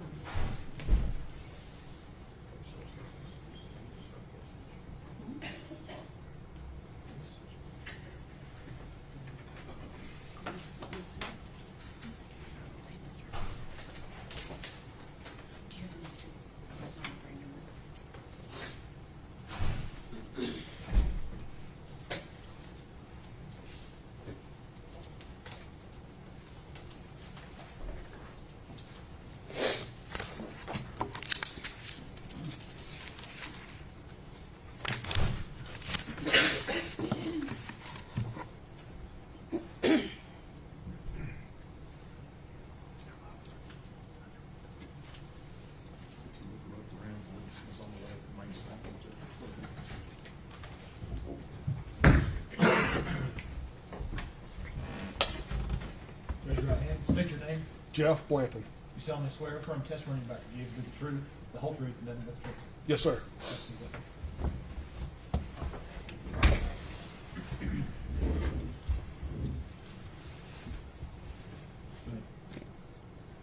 So your name is Jeffrey Blanton. Yes, ma'am, that's correct. And your last name's spelled Blanton. Is Yes. that correct? Yes, ma'am. Okay. Where are you currently employed? I'm currently employed by East Tennessee State University. Okay. And what is your title there? I'm the Associate Vice President of Administration and Operations Okay. How long have you been with ETSU? since January of 2021. Okay. And is that where you were employed in late 2019 and early 2020? No, ma'am, it was not. Okay. Where were you employed during that time? By the Federal Bureau of Investigation. Okay. In what capacity? At that time, I was the supervisory senior resident agent in charge of the Upper East Tennessee. Okay. And how long did you work for the FBI? Just shy of 25 years. Okay. Were you always employed with Upper East Tennessee Division?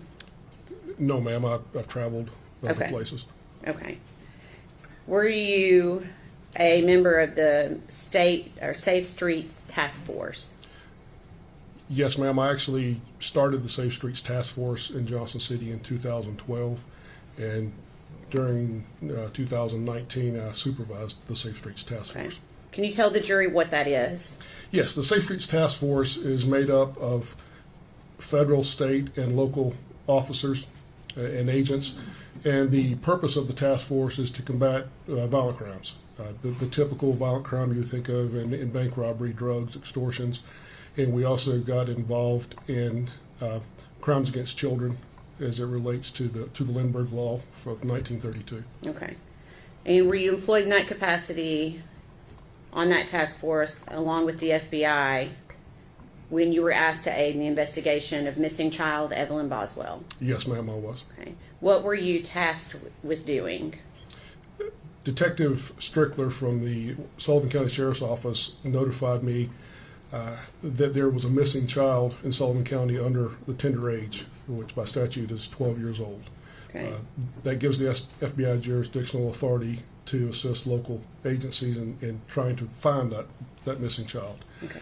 So I actually didn't have any agents available to come talk with Detective Strickler, so myself and another task force officer came here to the Sullivan County Sheriff's Office and met with Detective Strickler in regards to missing juvenile. Okay.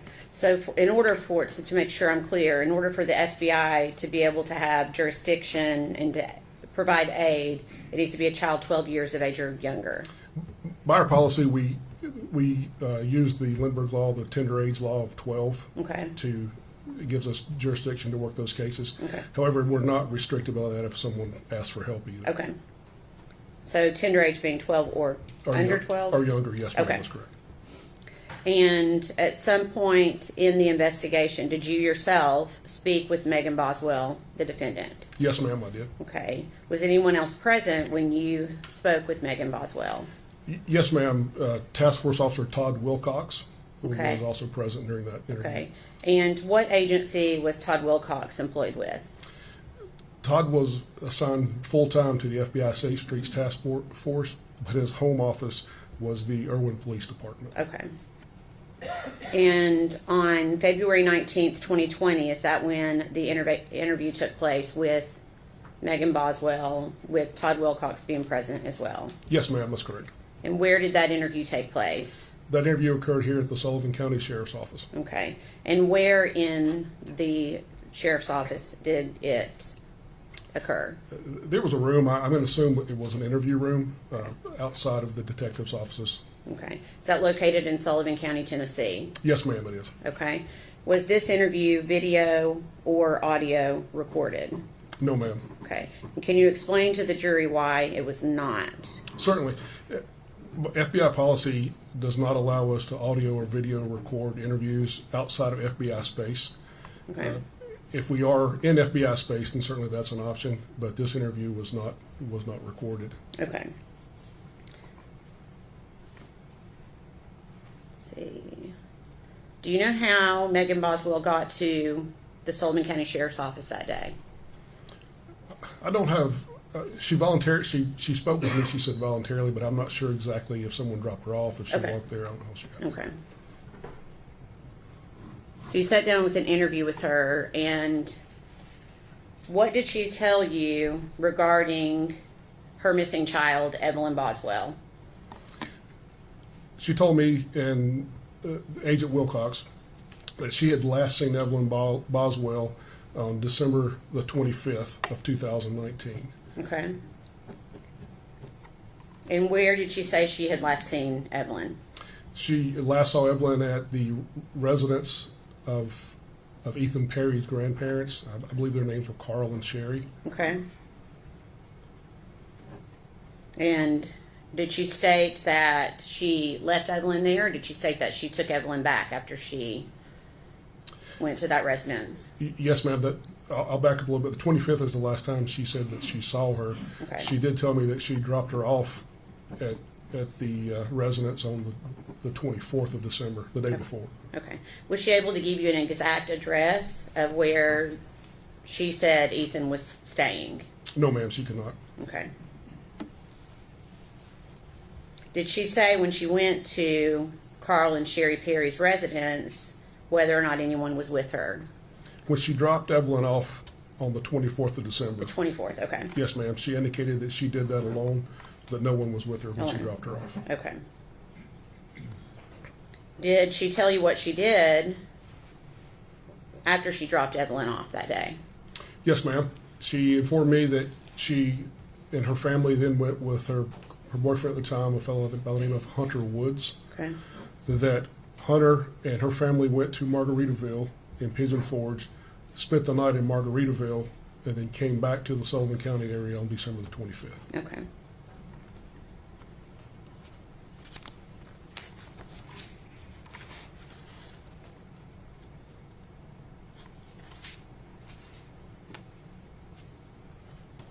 Okay. Did she tell you if she went back to the Perry's residence after she dropped her off on December 24th? Yes, ma'am, she did. She indicated that she went back on the 25th. Okay. Did she say why she went back?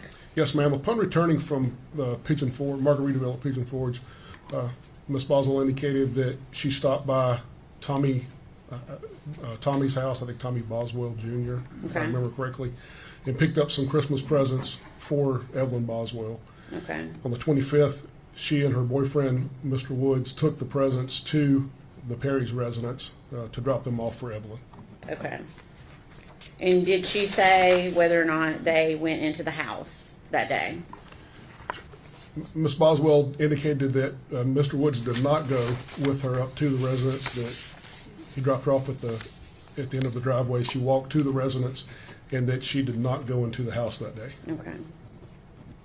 So she indicated that Hunter Wood stayed at the end of the driveway. That's correct.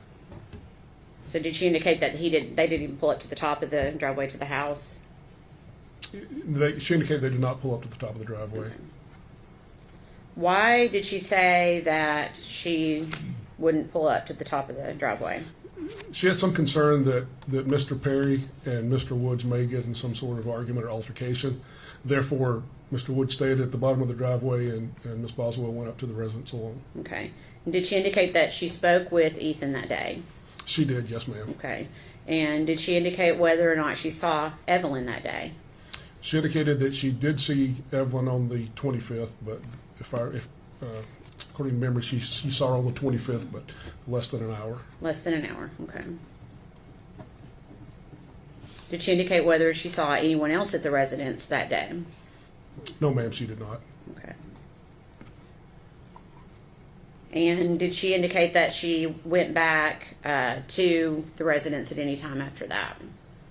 I don't have a recollection that she went back. I know she tried to make contact, she said, with her daughter Evelyn later, but I don't recall she going back. She went back to the residence. Okay, so it's your belief that the last date was December 25th? Yes, ma'am. Okay. To your knowledge, did she tell you whether or not she'd ever left Evelyn with Ethan Perry prior to this time? I don't recall that she indicated she had ever left her daughter with Ethan Perry prior to this. Did she talk at all about the fact that Ethan was in the Army? Yes, ma'am, she did. Okay. What did she say about that? She told me that Ethan was in the Army, that he was home on break, and that she was going to let her daughter Evelyn stay with Ethan, who she indicated was his biological father, for the holiday. Okay. And that he also indicated that his contract was up, or was soon to be up, with the Army. Okay. Okay, so after that date, December 25th, did the defendant indicate that she continued to go over to Ethan's house to try to see Evelyn?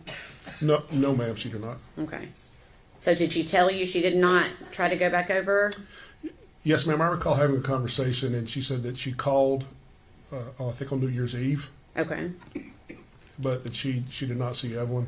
There was some discussion, she indicated, between her at some point. I don't know if it was the 24th or 25th. I don't recall specifically. Maybe both days. She said they did get to an argument.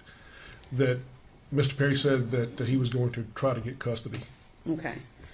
So she's telling you that Ethan had threatened her. With attempting to get custody of Evelyn, yes, Okay. ma'am. Okay. Did she show you any proof of any custody paperwork at any time? She did not. I recall asking her who the biological father was on the birth certificate, and she indicated that it was not Mr. Perry. But I don't have any recollection of who that person was, if Okay. listed on. So at some point she told you Ethan Perry was not the father. Not listed on the birth certificate. Not listed on the birth certificate. Okay, I apologize. Okay. So, did Megan ever say why she hadn't contacted law enforcement when she could not get in touch with Ethan Perry. Yes, ma'am, she did. I asked that question, and she said that because Mr. Perry had made threats that he would attempt to gain custody of the child, Okay. that she was fearful if she went to law enforcement that would further anger him and bolster his case about getting custody of the child. Okay.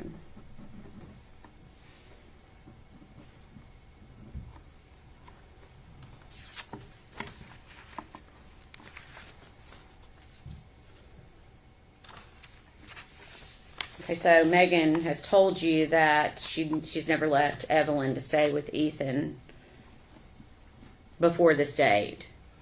Did she ever explain to you why she felt like it was okay to leave Evelyn with essentially a stranger to Evelyn? She indicated that she was, I recall her using the words worn out, Okay. that Evelyn was attached to her at the hip, and she needed a break, that she had taken care of Evelyn for a year, and she felt like it was time for Mr. Perry to step up, Okay. and that she had also been taking care of her father or stepfather's children, other children in the home, Okay. and she was tired. Did she indicate whether or not she could handle Evelyn herself? She indicated she was just getting too much to handle. Yes, ma'am.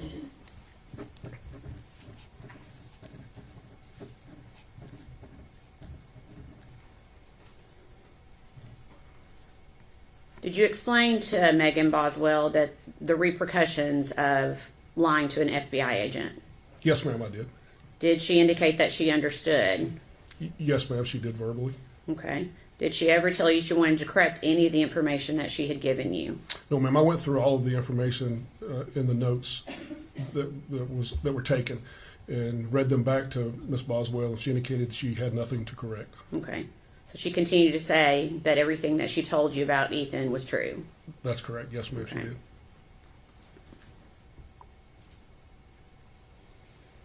During this interview, can you describe Megan Boswell's demeanor? Yes, ma'am. Megan Boswell was very matter of fact, completely unemotional. It seemed to be unattached to the gravity of trying to locate a 1-year-old child at the time. She did show some emotion, began to tear up a little when I told her that she could be charged with a felony pursuant to lying to an agent if what she was saying was not true. Okay.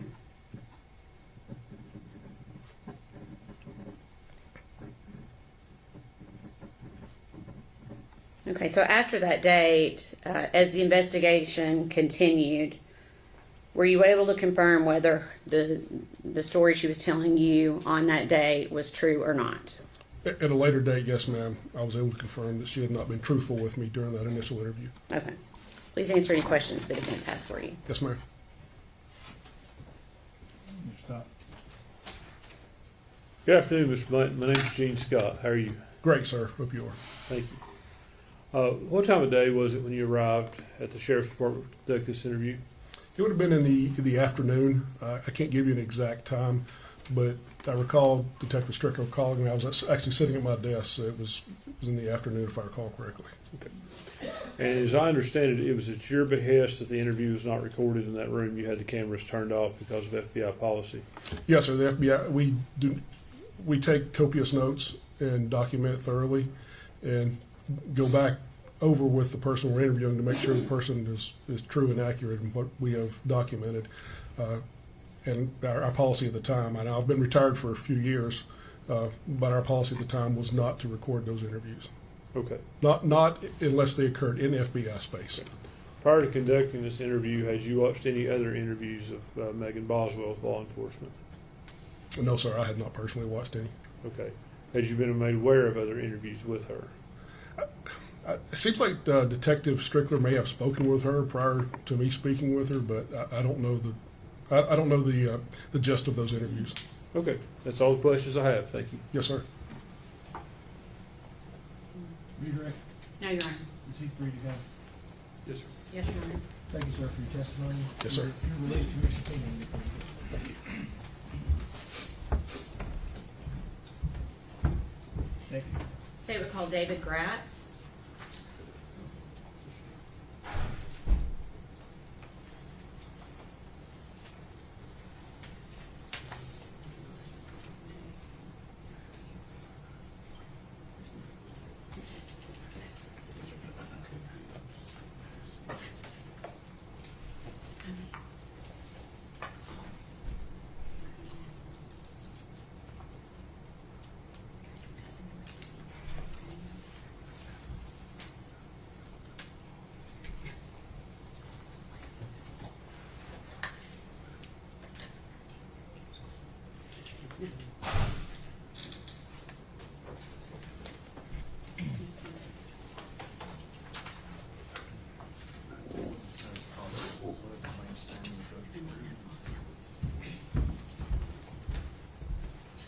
Raise your right hand, state your name.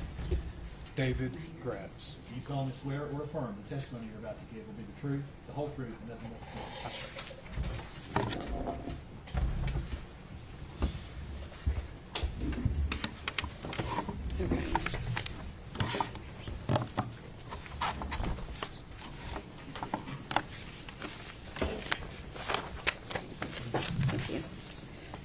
Please tell the jury your name and please spell your last name for them, please. My name is David Gratz. It's spelled Gratz. Okay. Where are you currently employed? I'm an attorney in the private practice of law. Okay. And prior to that, where were you employed? By the Tennessee Bureau of Investigation. Okay. When did you first start with the Tennessee Bureau of Investigation? In August of 2019. Okay. And what was your title during that time? I was a special agent criminal investigator. Okay. Can you give the jury a brief summation of what that job entails? Yes, I was assigned to the criminal investigation division. So it's what a larger department might call like a major crimes unit. So we investigated things like death investigations, missing persons, adults and children, officer-involved shootings, and public corruption. Okay. If you can also just give the jury a brief summation of your education up until the point of starting your first job. So I graduated from East Tennessee State University with a bachelor's degree in 2011. I continued on and went to law school at Lincoln Memorial University School of Law and graduated with a law degree in 2014. And do you want me to go into my first employment? Please. My first position was with the District Attorney General's office in the 3rd Judicial District, primarily assigned in Morristown. Okay. And then you went to the TBI thereafter. Is that right? That's correct. Okay. And were you employed with the Tennessee Bureau of Investigation in February of 2020? Yes, I was. And were you called to assist in the investigation of missing child Evelyn Boswell? Yes, I was. Okay. Which agency requested the Tennessee Bureau of Investigation's help? Initially, it was called in by the Sullivan County Sheriff's Office for us to assist in an investigation of a missing child. And later, we were formally requested in writing to assist by the District Attorney General, Barry Stollis. Okay.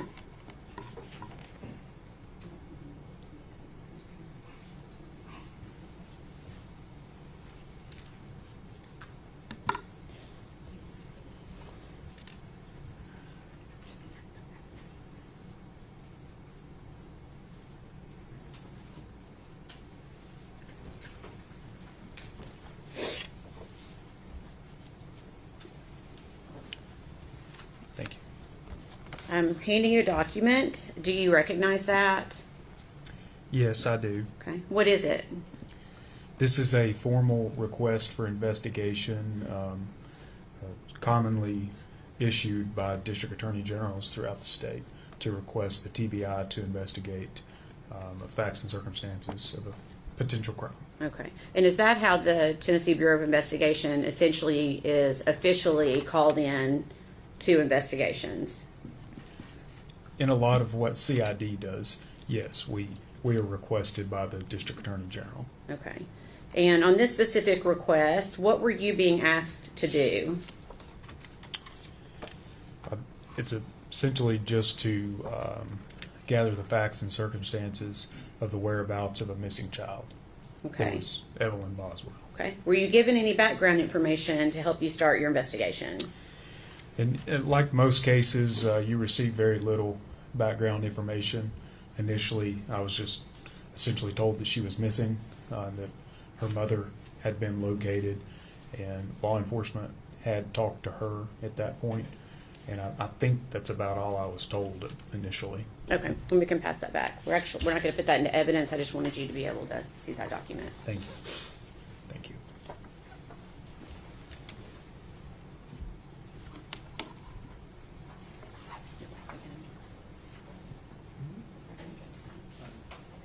we approach her?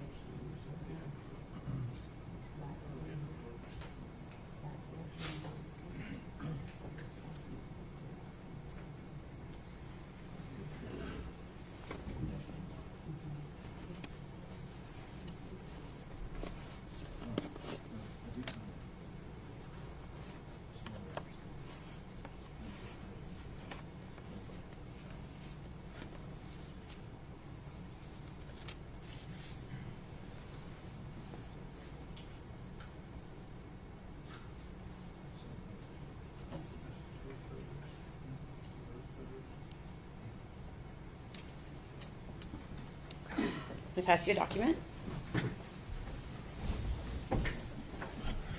Thank you. And I'm going to ask if you recognize that document. Yes, I do. Okay. What is it? This is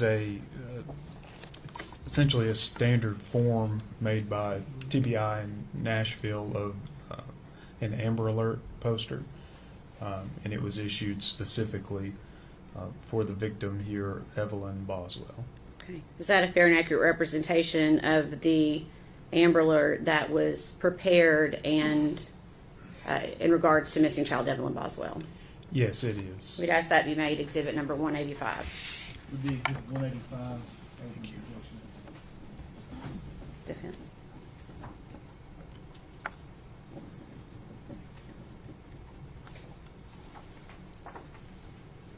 Okay. And permission to publish, Your Honor.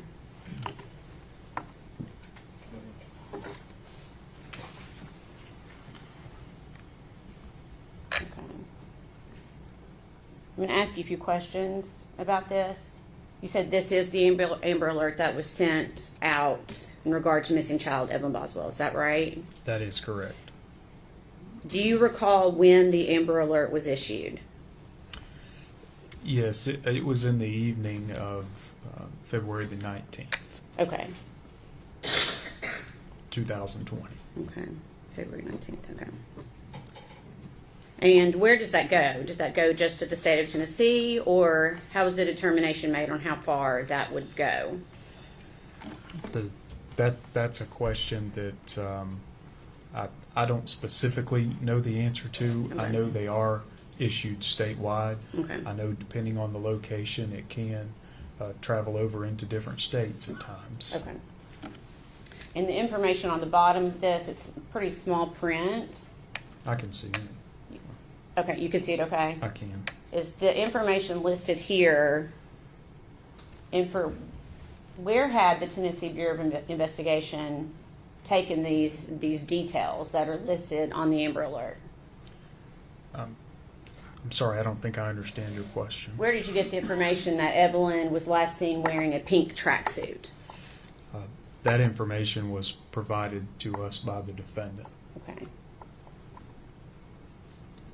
Where did you get information about a BMW?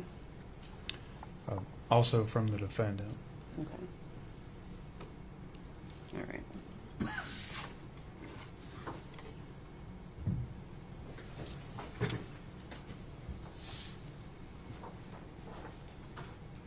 Okay. So after the Tennessee Bureau of Investigation was assigned, can you give a brief description of how you, let me back up one step. What was your role in this investigation with the TBI? I was assigned as the TBI case agent. Okay, so that means essentially the lead case agent over the case for the TBI. For TBI, yes. Okay, so after you were assigned this investigation, can you give us a brief description of how you conducted your investigation? So initially, you just arrive on scene and you try to get as much information as you can. You talk to the people who have already been there, find out what they have done. You talk with the local agency or agencies that are already involved, and you really just try to understand what's going on in the investigation and what has been done so far. Okay, and were you working with other agencies at this point? Yes. Okay, which other agencies around February 18th, February 19th? When I first arrived, it was TBI was on scene at the Sullivan County Sheriff's Office with Sullivan County, and I believe they were members of the Federal Bureau of Investigation on scene, FBI. Okay, and how do you meet? How did all these agencies coming together? How do they decide how to execute a plan in an investigation like this? In the initial phases, you really do the best you can, but it oftentimes goes to either the case agent or the highest in chain of command that is on scene, and they get together and decide which agency will play a role in what, and you just divvy up tasks. Okay. As part of what you did you go to the trailer that Megan Boswell lived in with Evelyn prior to Evelyn going missing? Yes, I did. And do you remember when you went to that trailer? That would have been the evening of the 19th Okay. of 2020, February 19th. So the same day the Amber Alert went out? That is correct. Okay. Anyone go with you to that trailer? Yes, Investigator Tracy Haraz with the Sullivan County Sheriff's Office. Okay. Why did you go there? We were going initially to meet a young man named Austin Feller. Okay. And did the defendant still live at that trailer? No, she no longer lived there. Okay. Was anyone living in that trailer at the time? Yes, there were current tenants who had moved in. Okay. If I could please see exhibits number 49 and 50.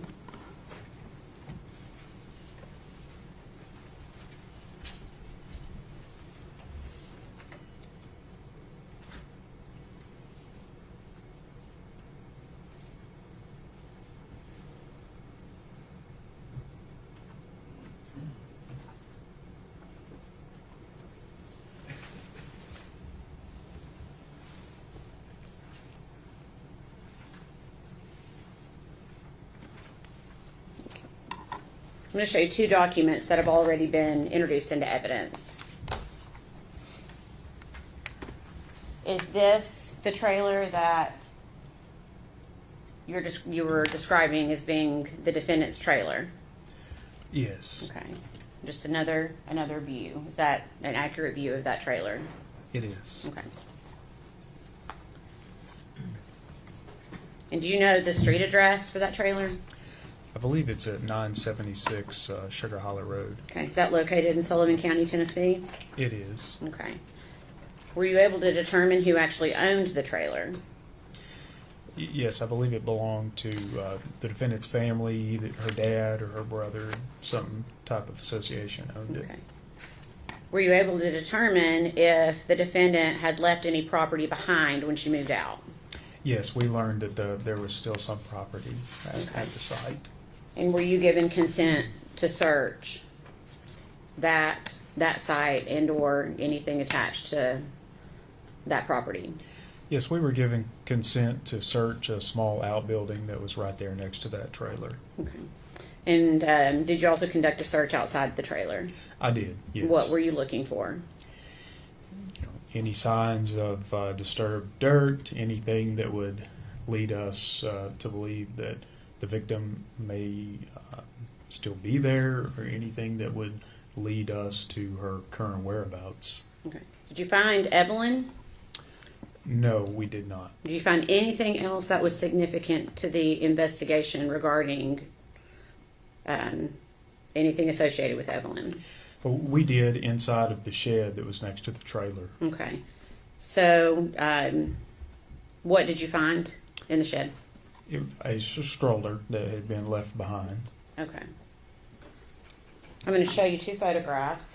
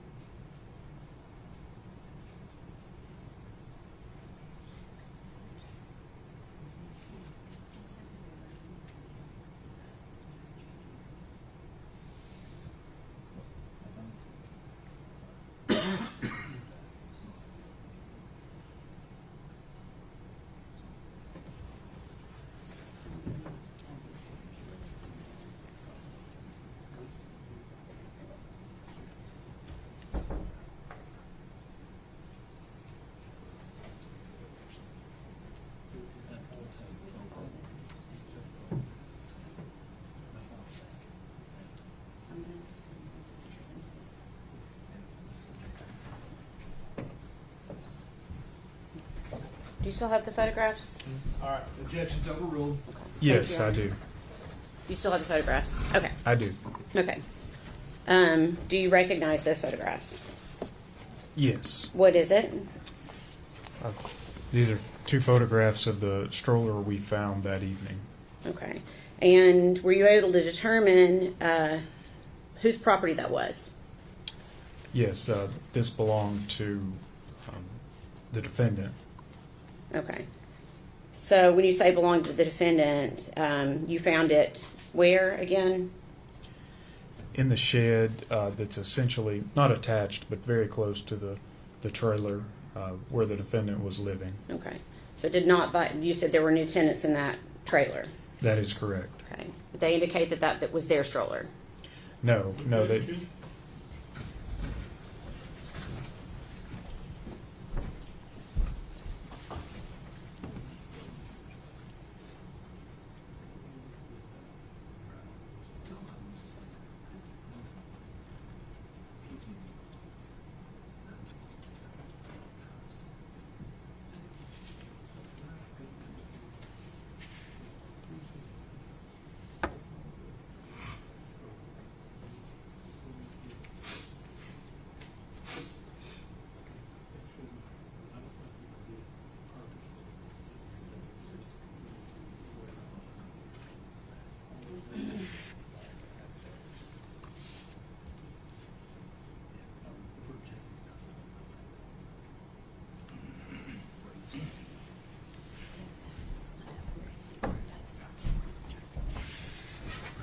Objection sustained.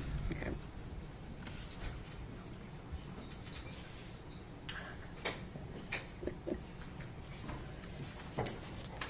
Did you locate anything else of relevance to this investigation inside the shed? Not that I can recall.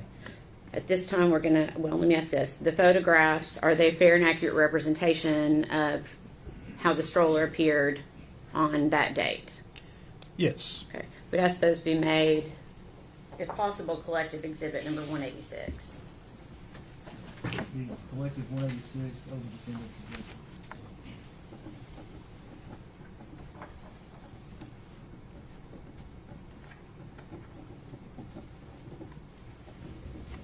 Permission to publish.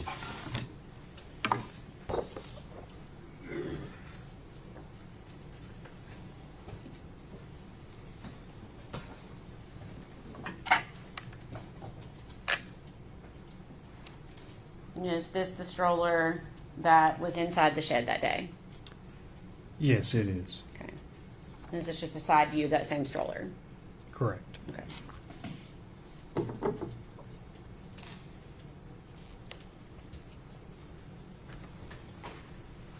Did you also take the stroller itself into evidence?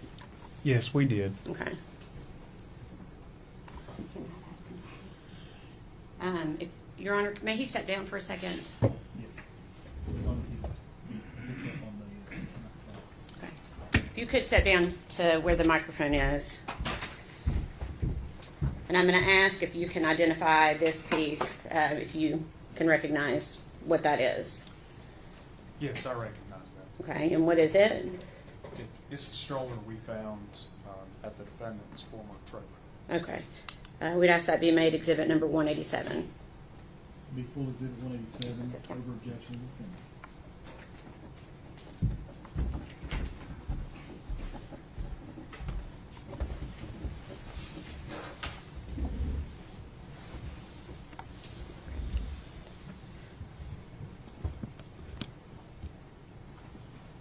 And, Your Honor, would you like for us to fold that up?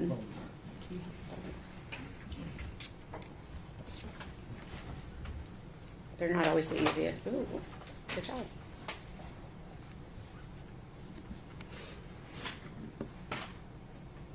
Do you need help?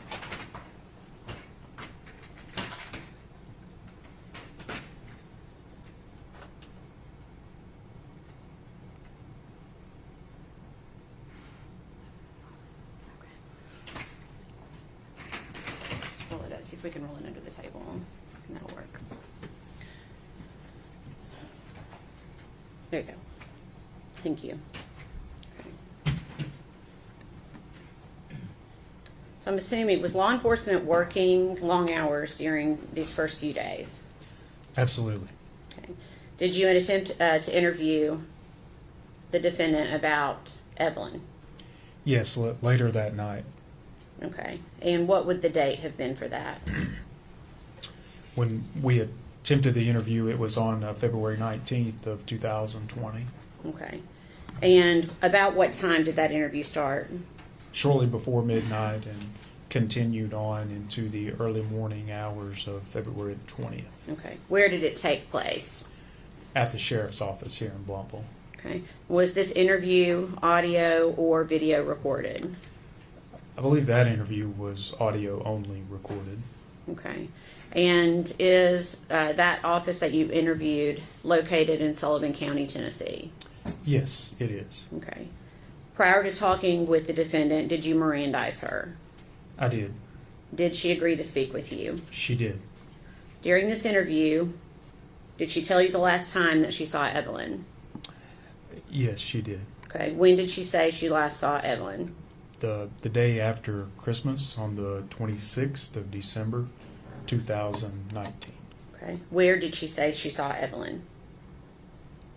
At Ethan Perry's grandparents' house.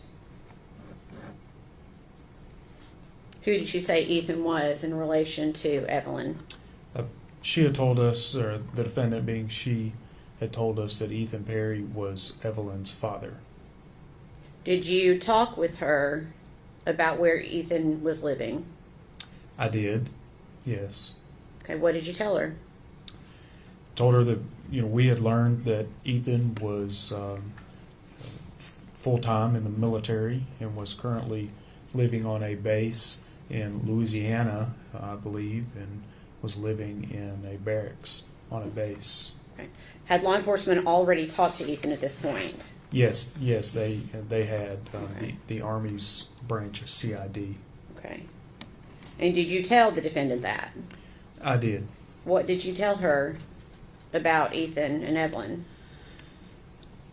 I essentially just told her that law enforcement had cleared that idea that Ethan had Evelyn inside of a barracks. And Okay. Did Megan stay with that story about Ethan? at that time, she maintained that all she knew was that Ethan had Evelyn. Okay. And where did she say that she had been living? As of recently, she told us, the defendant told us she had been living with her boyfriend, Hunter. Okay. Did you ask her if Hunter could have hurt Evelyn? I did. I asked that specifically. What did she say? The defendant said that Hunter would not do that. Did you ask her if Hunter had been around Evelyn at all? I did, yes. And what did she say? Essentially, no. At that point, she said Hunter had never been around Evelyn. Okay. Did she say if Hunter had ever babysat Evelyn? We were told by the defendant that Hunter never babysat Evelyn. Did she say if Hunter had ever held Evelyn? The defendant told us that Hunter had never held Evelyn. Okay. Did you ask her if Evelyn had ever stayed at Hunter's house over on Sandy Point? Yes, I asked her about that, and the defendant told me that no, Evelyn had never stayed over at Hunter's residence. Okay. Prior to when she said she left Evelyn with Ethan, did she indicate whether she'd ever left Evelyn with Ethan in the past? She told us that Ethan had never kept Evelyn alone prior to that day. Okay. Did she tell you whether or not Evelyn had met Ethan before? They had been introduced, I believe, briefly prior to that day on a trip to Texas. Okay. Did the defendant tell you how many times she'd seen Evelyn after leaving her with Ethan in December? I believe that we had talked about that, yes. Okay. Do you recall do you recall how many times she said she'd seen Evelyn? I don't think she had seen Evelyn at all after that December 26th date. Started to object. I'll not make the objection. We approach the bench.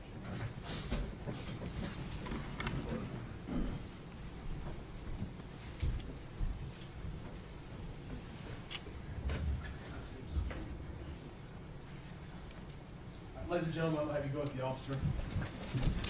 Everyone stand, please.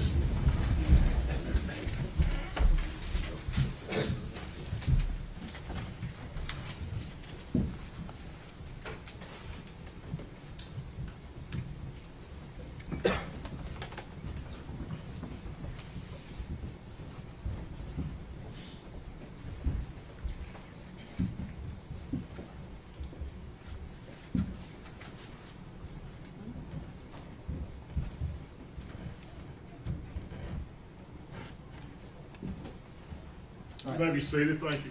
We'll take about a 15-minute break. Mr. Gatz, please do not discuss your testimony with any other witness during the break. We'll allow them to discuss their testimony.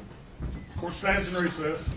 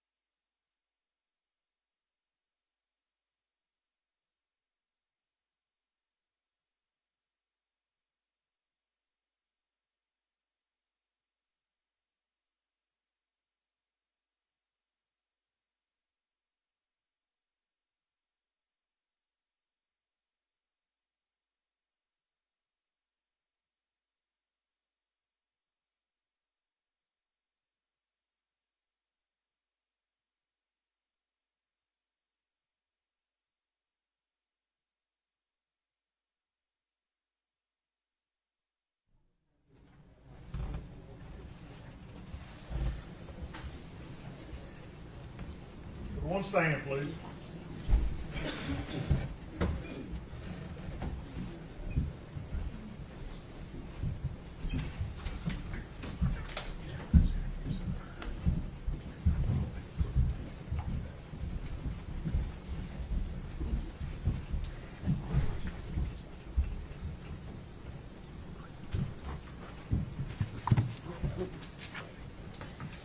You may be seated. Thank you.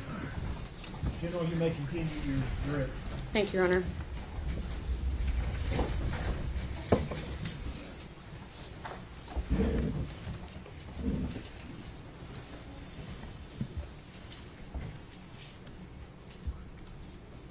I'm trying to remember where we left off. Give me just a second. Okay.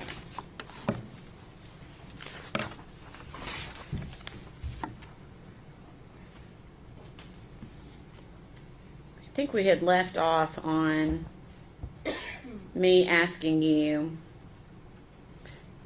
if the defendant had told you how many times she had seen Evelyn after leaving her with Ethan. Is that the last question I asked you? I think we were somewhere in that area for Okay. sure. And do you remember what she told you? I believe what she said was that she had not seen Evelyn since that day. Okay. Did she tell you that she had been trying to get in touch with Ethan? I think she said she'd reached out to him maybe one time, once or twice. Okay.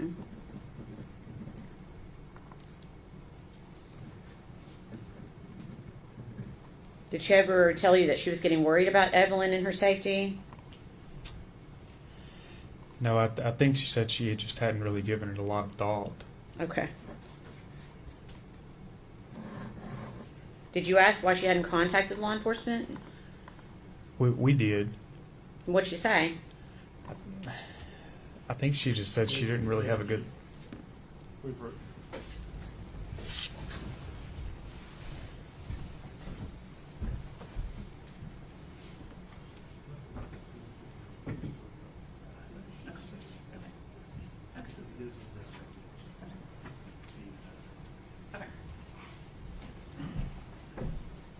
Sustained. Okay, so I'm going to ask, when I ask you a question, if you don't know the answer, you don't have to tell me. Sure. We try not to speculate with words like "I think" or things like that. Okay, so I may back up just a few questions All and right. ask you those questions again. Okay. Did Megan say she tried to get in touch with Ethan after the last time she had seen Evelyn? I know she said that, yes. Okay. Did she say she ever got worried about Evelyn and or her safety? She said she had not. Okay. Did you ask her why she hadn't contacted law enforcement? We did ask her that. And what was her response? Specifically, I don't recall what she said. Okay. What was her demeanor during this interview? I would describe it as just very nonchalant. Okay. And on this same day, do you recall being present when she was interviewed again? Yes. Okay. And was anyone else present during that interview? Yes. And who was present? At the time, it was Sergeant Matt Price. Okay. Was the interview audio and video recorded? It was. And where did it take place? It was also at the sheriff's office. Okay. And is that in Sullivan County, Tennessee? It is. How much time had passed from the interview we just talked about to this interview that we're getting ready to talk about? Something like 8 hours. The interview we initially discussed ended at around 3 in the morning. The interview at the next day was around midday, noon. Okay. So you said the first one ended around 3 in the morning. Is that right? That is correct. And what time do you believe the second one began? It was around noon the following day, the Okay. 20th. Okay. Without going into the details of that interview, we're going to go ahead and jump ahead to The following day, February 21st, was the defendant interviewed again on February 21st. She was. Was anyone else present for that interview? Matt Price, Okay. Sheriff's Office. Okay. And was that interview also audio, video recorded? Yes, it was. Okay. Prior to that interview, had the Tennessee Bureau of Investigation collected some of Megan Boswell's property from the residents of Hunter Wood? Yes, a couple of our agents had collected some of her property. Okay. And did Megan Boswell give you consent to search and collect those items? She did. Okay.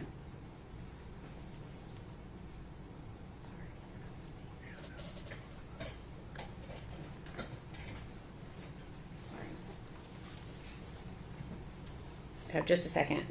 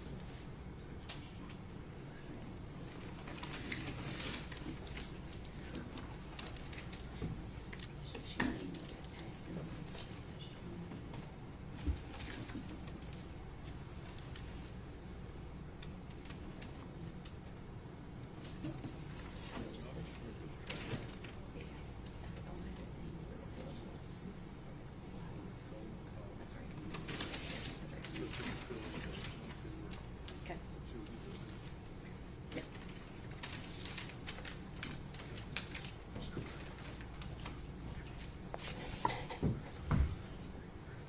Okay.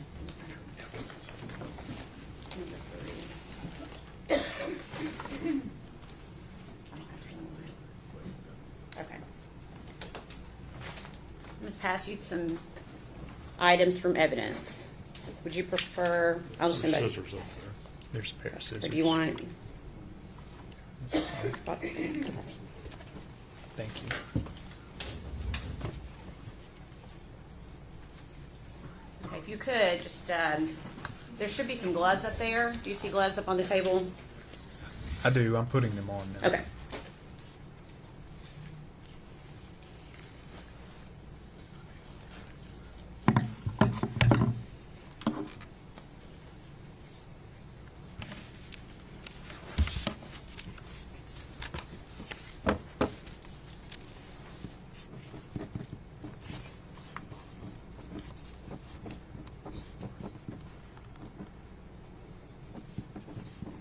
Oh, yeah, two of them are here.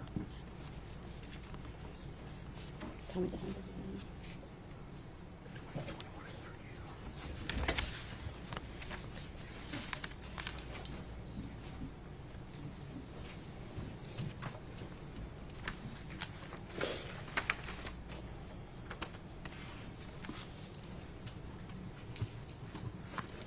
We also need days.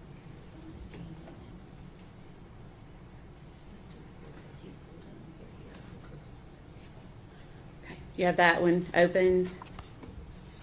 No, I was sort of waiting on you to It's ask okay. a question. If you could go ahead and open that item.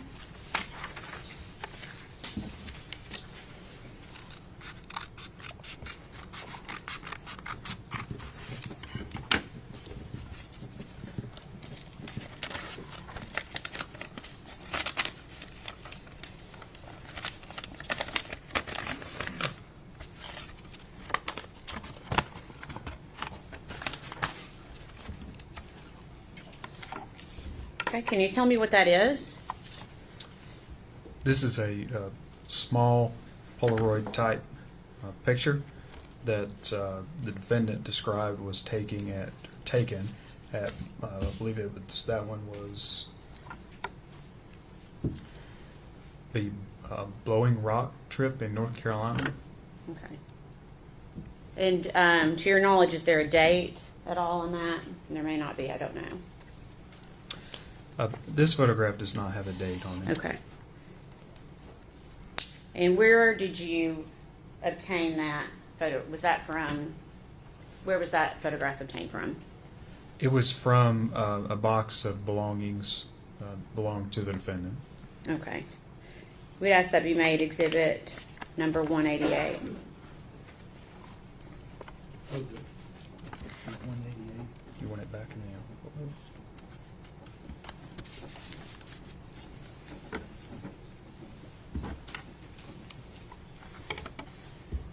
May we publish, Your Honor?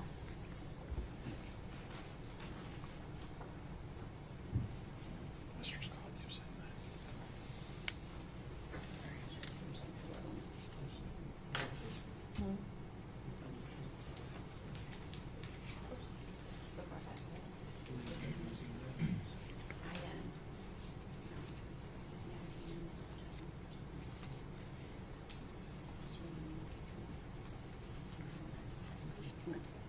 Permission to publish?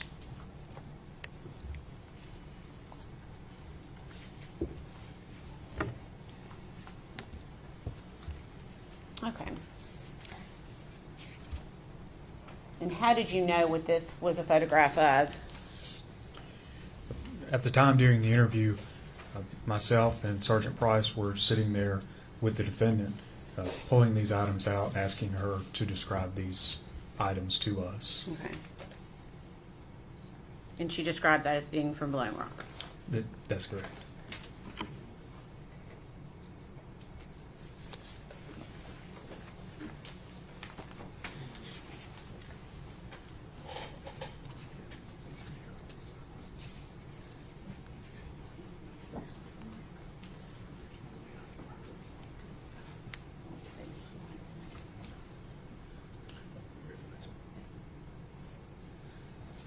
Okay. Oh, actually, I want number 6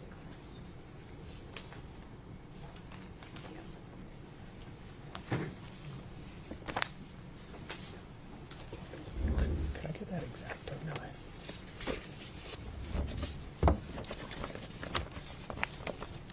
Okay, again, I'm going to ask to open it and see if you can identify it.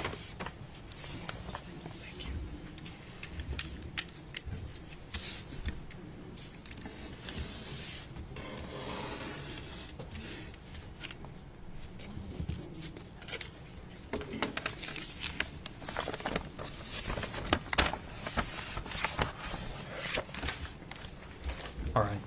Okay. Do you recognize that? Yes, I do. What is it? These are a couple of the brochures the defendant described as coming from the trip that they had taken over to North Carolina, they being the defendant and her boyfriend, Hunter. Okay. So how many documents do you have in front of you? 3. Okay. And what are they individually? One is titled The Official Visitor's Map and Guide to Blowing Rock, North Carolina. Okay. Another one is Mystery Hill, which has a map of North Carolina. North Carolina's natural gravitational anomaly. Okay. Another one is North Carolina's oldest tourist attraction, the Blowing Rock. Okay. If you could slide those back in, I'm going to show them to the defense really quickly.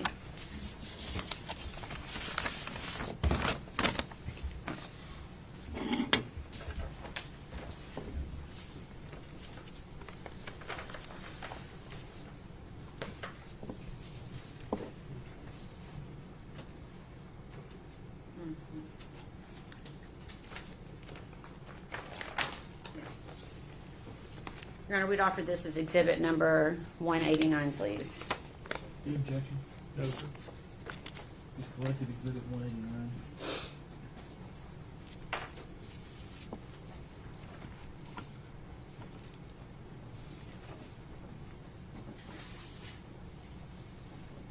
And where did you find those brochures? They were with the defendant's belongings. And where were, when you say the defendant's belongings, where were those belongings located? Inside the residence of Hunter Wood. Okay. I see the next.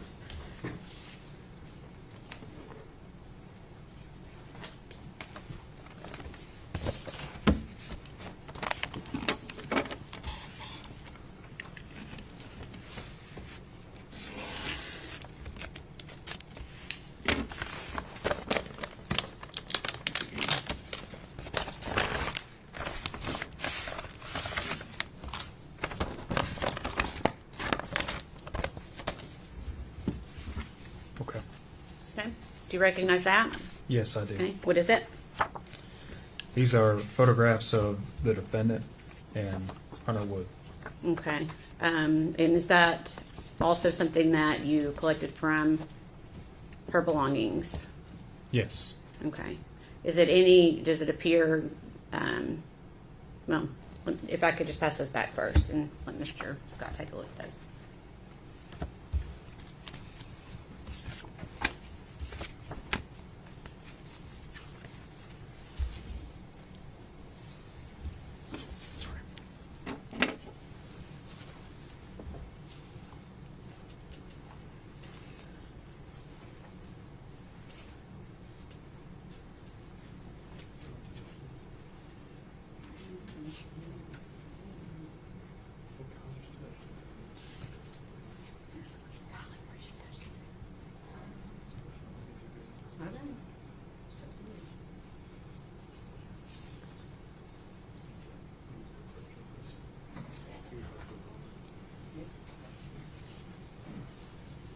May we approach?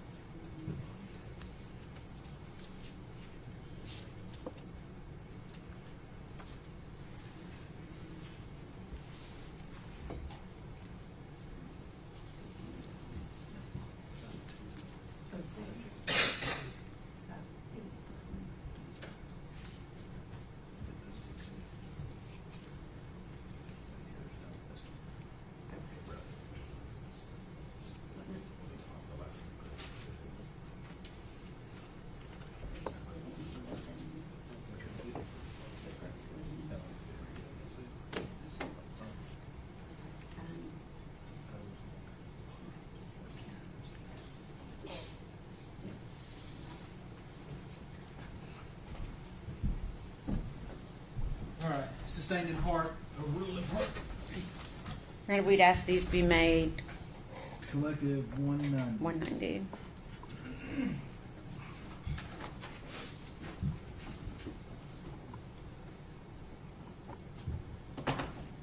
Permission to publish. Go ahead.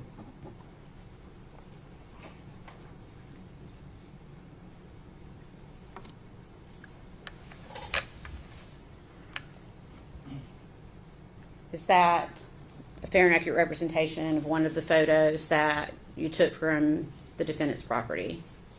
Yes, it is. Were these located within anything? They were inside of a box that the defendant identified as hers. Okay. Same thing with that one? Yes. Okay.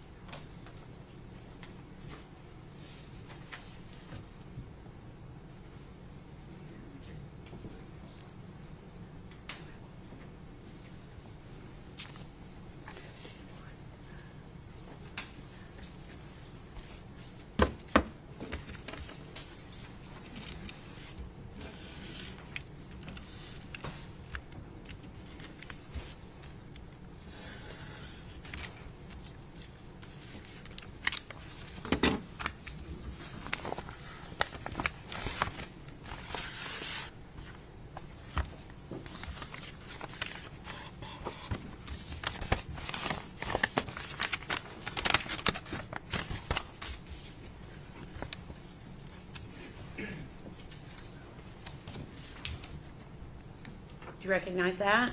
Yes, I do. Okay. What is it? This is a card titled Thinking of You with Love.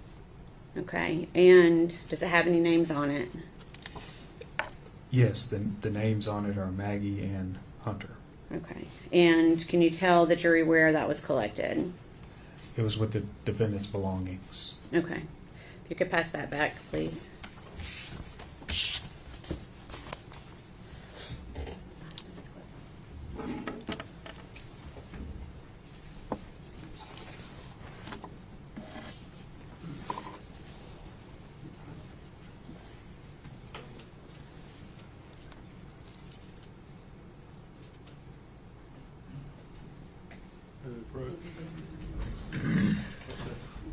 We resolved it. We resolved it. Resolved it.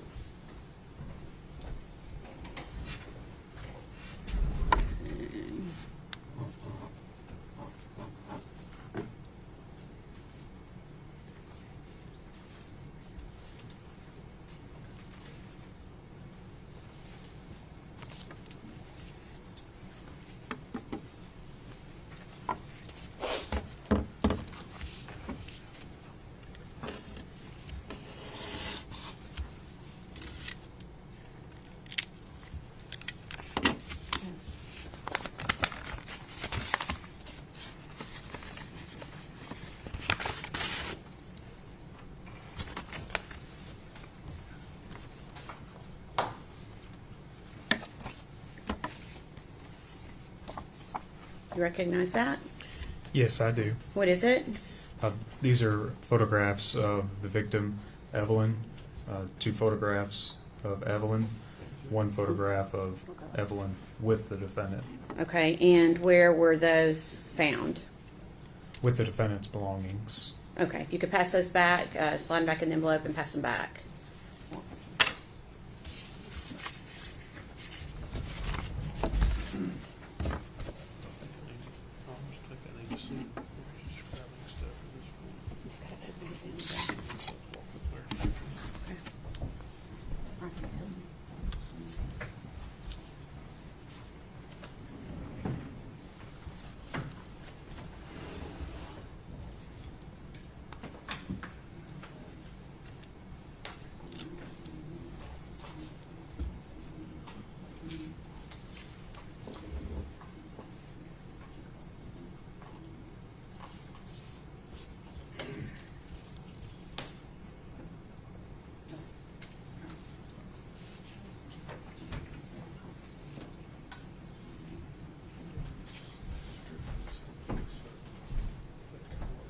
Sustained.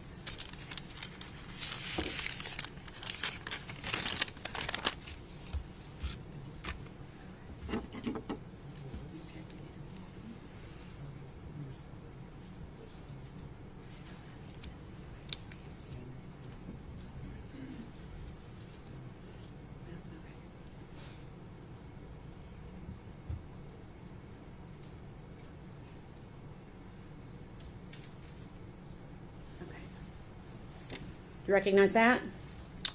Yes, I do. What is it? This is a receipt from the Olive Garden on North Eastman Road in Kingsport, Tennessee. Okay. Was that also taken from the defendant's property? It was. Okay. Any objection? Okay. We'd ask that be offered as exhibit number 191.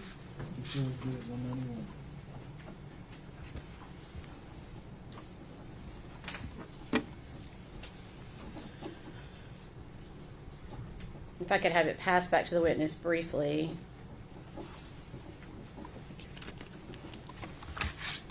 Forgot to ask you, what is the date on that receipt?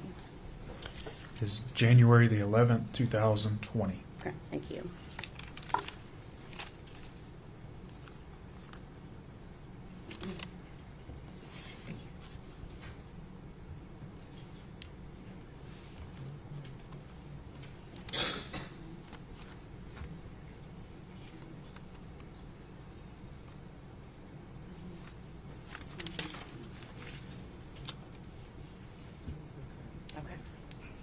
I'm going to ask if I could please have, you can, do you still have that exhibit with you? You can pass that back down to the clerk. And then ask if exhibit number 29 or 21 can please be passed to the witness.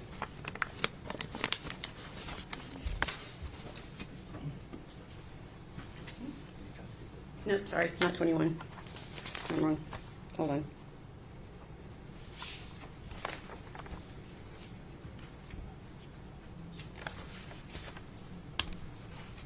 It would be number 91.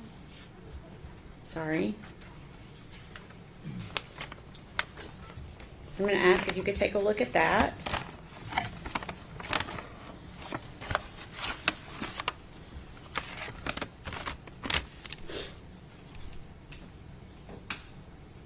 And see if you recognize that.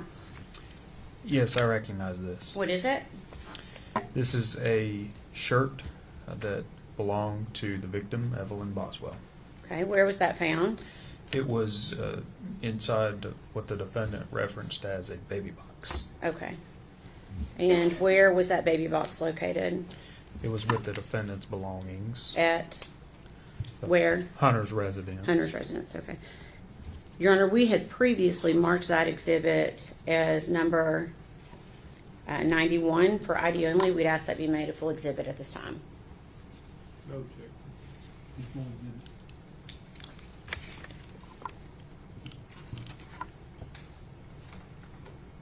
Agent Gratz, I'm going to ask for you, well, let me ask the court, may I publish it, Your Honor? Agent Gratz, I'm going to ask for you to take it out of the package and show it to the jury, please. Do you just want me to hold it up? Yeah. Yeah, I'm going to stand up so everyone can see it. Thank you.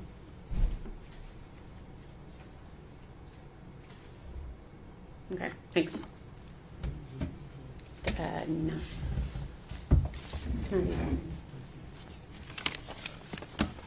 I'm going to ask if Exhibit 92 could please be passed to the witness.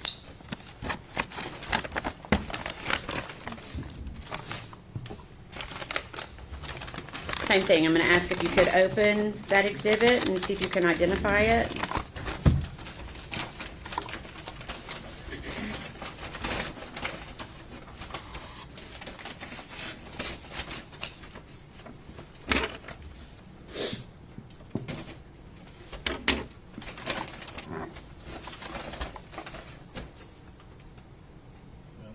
Don't show it to the jury yet. I'm sorry.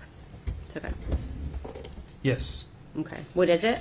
This is a child's blanket. Okay. And does it have any special features on it that are identifiable? What type of blanket is it? It's a shark blanket. Okay. Baby shark. And where was that located? It was with the defendant's belongings. Okay. At Hunter's Woods residence? Yes. Okay. And was that also in that box that you're referencing? Yes. Okay. Your Honor, that had been previously marked as ID only. We would ask that it be made into a full exhibit. No check. Full exhibit 92. Now you. Okay. May we publish it, Your Honor? You want me to stand up again? So long as the court is okay with that. Okay.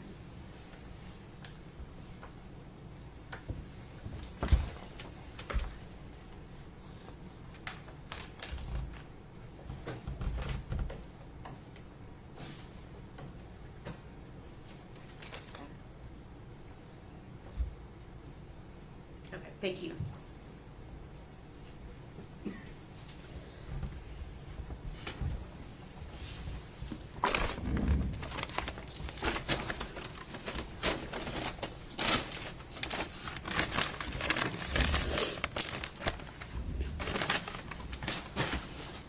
So before we went through all of those, we were talking about that interview from February 21st with Sergeant, now Lieutenant Price.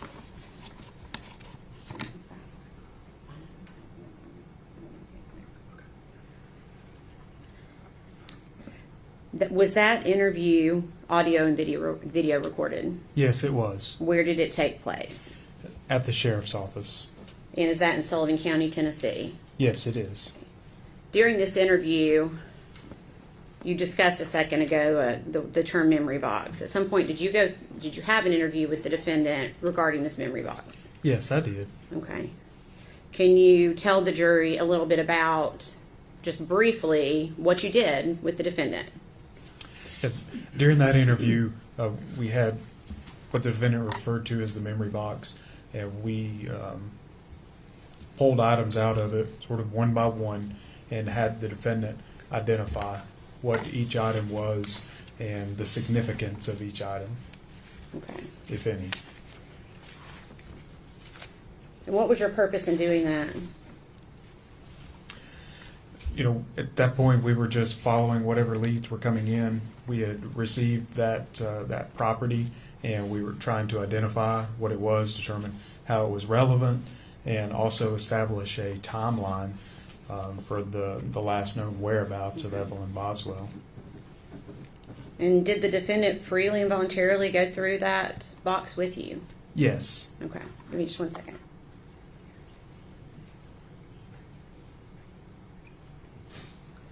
Your Honor, may we approach?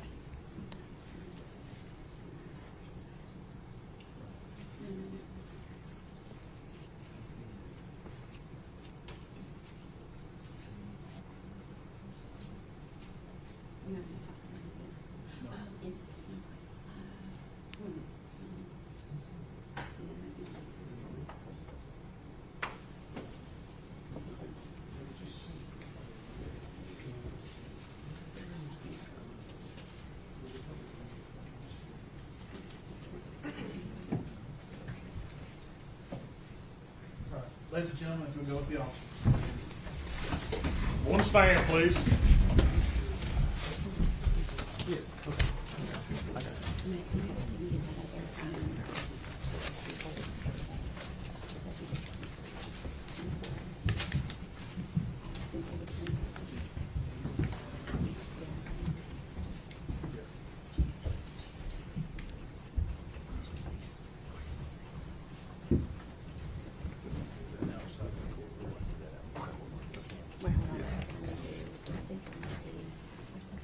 May be seated. Thank you. All right, we'll be in recess 10 or 15 minutes. You want to take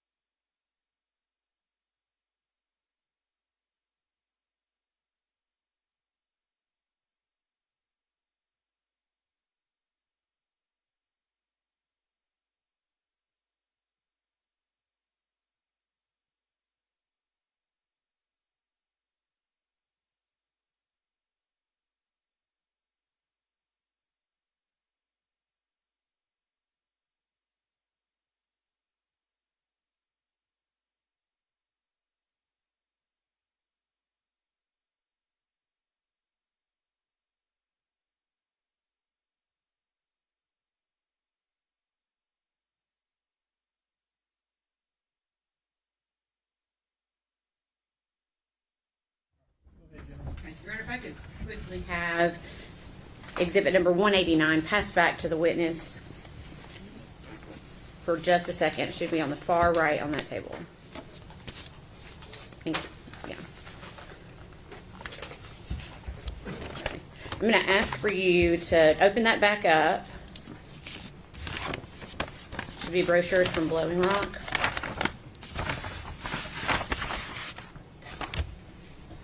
Is that right? That's correct. Okay. If you could look into those brochures and see if you anything that indicates a date.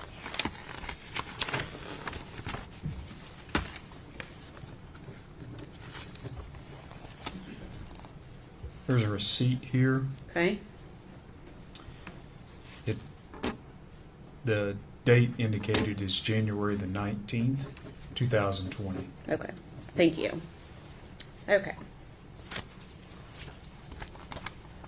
That's all I need from that. Thank you.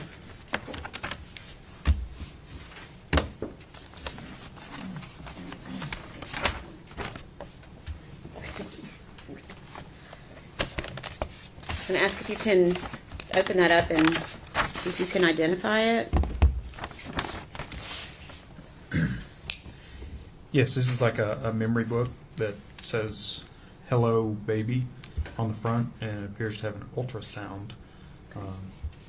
And where was that found? It was with the defendant's belongings. Okay. At what location? Hunter's residence. Okay. Okay. We will ask to be moving that as exhibit number 192. Any objection? No objection for our agreement. That's great.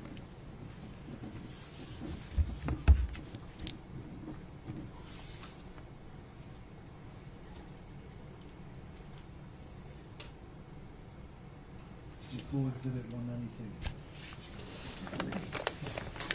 And what I'm going to do right now is just ask for you to, Your Honor, may we publish this to the jury, just the front of the book? Okay. You could just hold up the front of the book so the jury can see the front of the book, please. Okay. Thank you. And we briefly talked before the break. Is that the book that we were discussing in regards to that interview? Yes. Okay. Okay, you can pass that back to the clerk.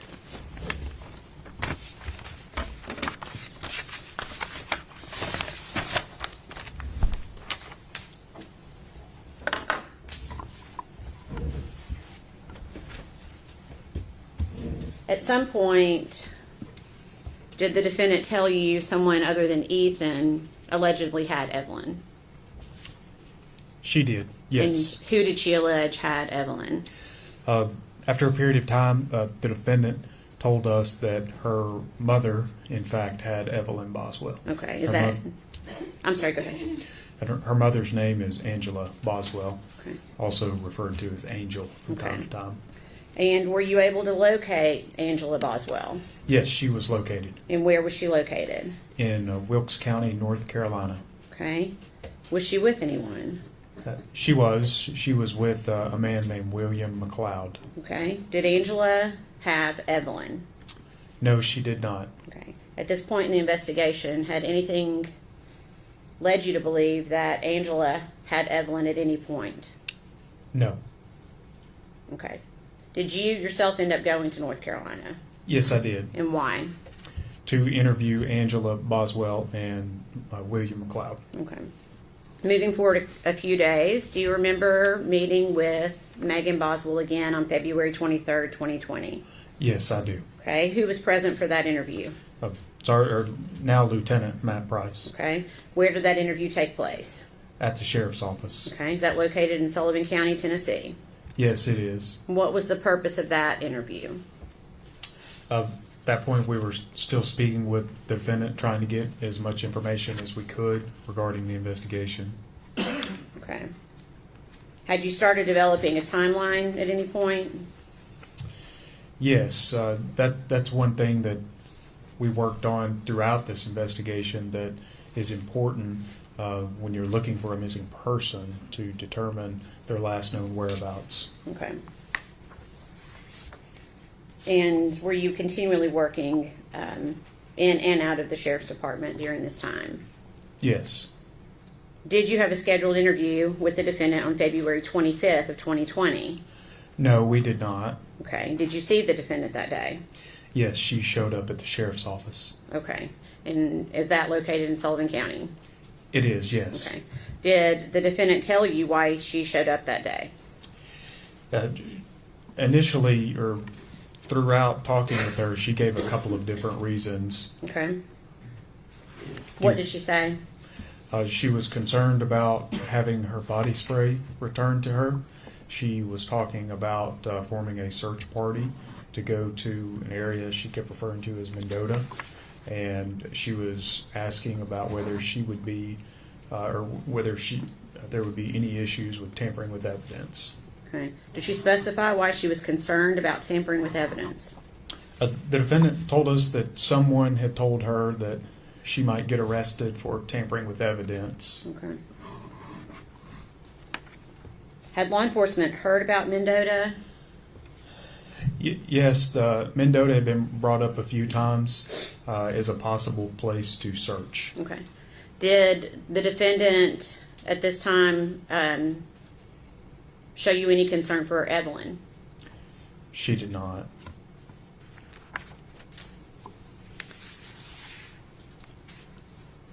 Do you recall speaking with her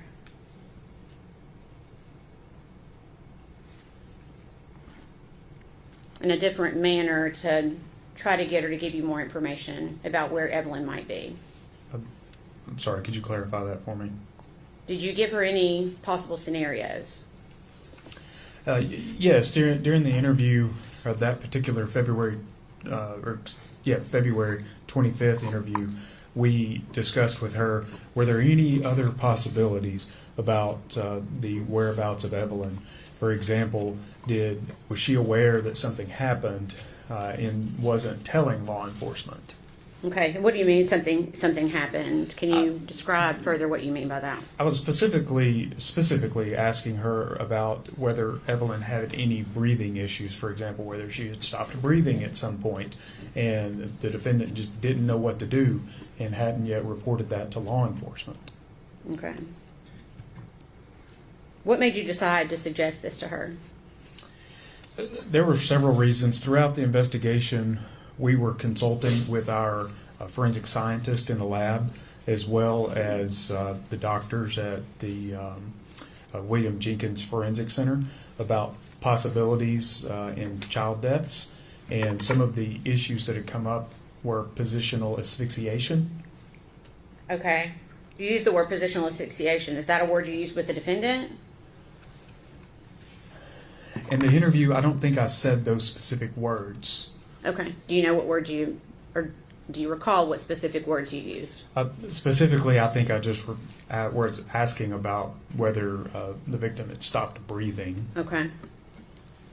So you asked her specifically if Evelyn might have stopped breathing. Were you suggesting an accident, or were you suggesting that it was, for lack of a better word, a homicide at this point?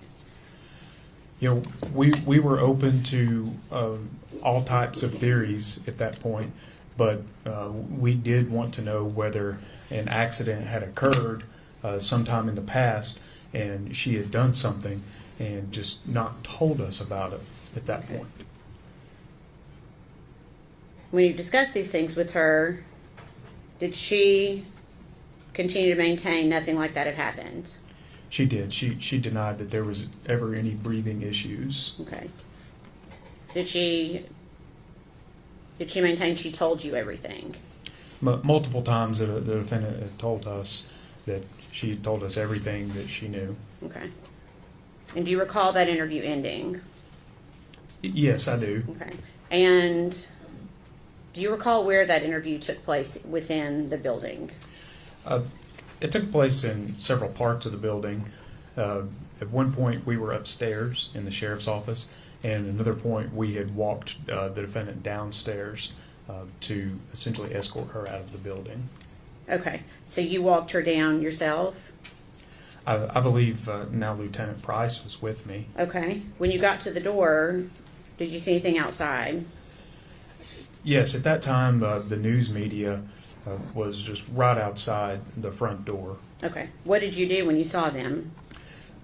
We offered out of a courtesy to the defendants, do you want to go out another door so you don't have to face them? Okay, and did you in fact walk her to a different door? Yes, we walked her out a side door at the sheriff's office. Okay. And did you see the defendant after that moment? Yes. What Yes, did you we see? did. What did you see? She had walked from that side door back to the front of the building and then gave an interview with the news. Okay. In looking for Evelyn, how many times did law enforcement search that trailer park where the defendant was living with Evelyn? I know multiple. I know I was there twice, and I know other law enforcement officers had gone in addition to that. Anything ever found other than the stroller we've already talked about that was helpful to the investigation? No. Okay. Can you please tell us how many law enforcement agencies had been called in to help find Evelyn Boswell? The specific number, I don't know. However, it was a large amount of law enforcement. Essentially all of the TBI resources out of the Johnson City office, several from the Knoxville office, many people from Nashville were helping. I know our aviation unit, several pilots assisted with a plane. The Federal Bureau of Investigation, all of Sullivan County Sheriff's Office, and probably every local agency in the greater East Tennessee area. The United States Marshal Service was involved at times. Our partner agency in North Carolina, the State Bureau of Investigation, assisted, along with the Wilkes County Sheriff's Office. Okay. Was a tip line established in order to try to find Evelyn? Yes, in scenarios like this, we use a tip line, the number being 1-800-TBI-5. Okay. And do you know approximately how many tips came in during that time? A couple of thousand. Okay. How does the law enforcement agency determine which leads to follow? At different times, especially early on in the investigation, we man the tip line with different agents. Different analysts in Nashville are keeping eyes on every tip that go in, and we essentially use our experience and determine which tips that maybe we should look at first and try to prioritize them and continue to working them until we can close them and move on to others. Okay. Are you confident that every credible lead was followed to the end? Absolutely. Okay. And were you given leads based on information that Megan Boswell gave you directly? Individuals to look at? I'm sorry, I'm not sure what you mean. Did you follow the leads based on information that Megan Boswell gave you? Oh, absolutely, yes. Okay. Can you tell us just one at a time, what was one of those leads that she gave you as to where Evelyn was? So we got the initial story that Evelyn was with Ethan, and us and other law enforcement agencies and the Army CID essentially eliminated that lead. Okay. So you feel confident that you were able to eliminate Ethan as a suspect? Yes. Okay. What about Angela Boswell? Same answer, yes. Okay. Did you investigate Angela Boswell? Yes. Did you investigate her boyfriend, Will McLeod? Yes, we did. Based on your investigation, were you able to confidently eliminate Angela Boswell and Will McLeod as suspects? Objection, Your Honor. We approach.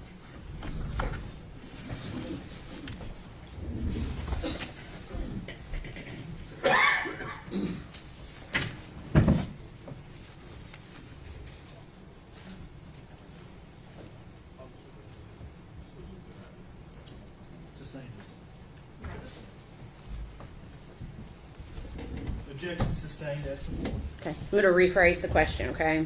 Were you able to eliminate Angela Boswell and/or Will McLeod, her boyfriend, as suspects in this case? Yes. Okay. What about Mendota? Yes, that area was thoroughly searched by multiple law enforcement agencies, and we never found any bit of information or evidence that linked to that area to Evelyn Boswell. Can you briefly tell the jury what Megan Boswell had told you about Mendota? The defendant kept referencing campgrounds in Mendota. I wasn't really sure what she meant at the time, but she kept bringing up, you should go to Mendota, and she just kept bringing it up. Okay. Was Mendota investigated? Thoroughly, yes. Okay. Were you able to locate anything of importance to this investigation in Mendota and/or at a campground in Mendota? No, nothing. Okay.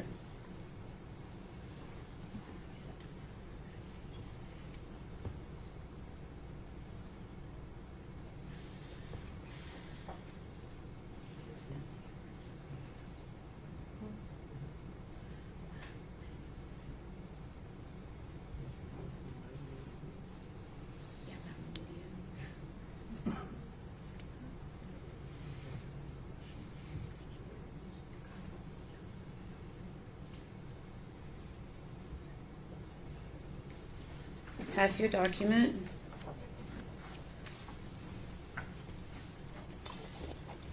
Ask if you can identify it. Yes, I recognize this. Okay. What is it? This is an application for applying for a residence at the Overlook Apartments. Okay. And can you tell us why you looked at Overlook Apartments? We were given information that the defendant had applied to live there with her boyfriend, Okay. Her boyfriend. Hunter Wood. Okay. And is that something that was collected from Overlook Apartments? Yes, Is that a fair and accurate representation of what was collected from Overlook Apartments? yes. Okay. We'd ask that be. Yeah.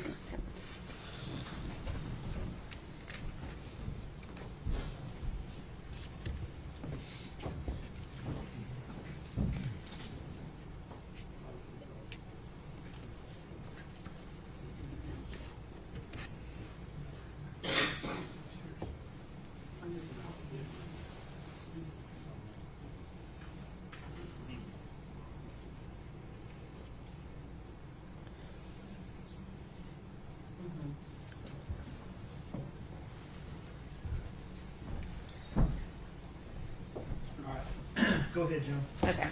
Objection was withdrawn. We would ask that be admitted as exhibit number 193. The full exhibit 193.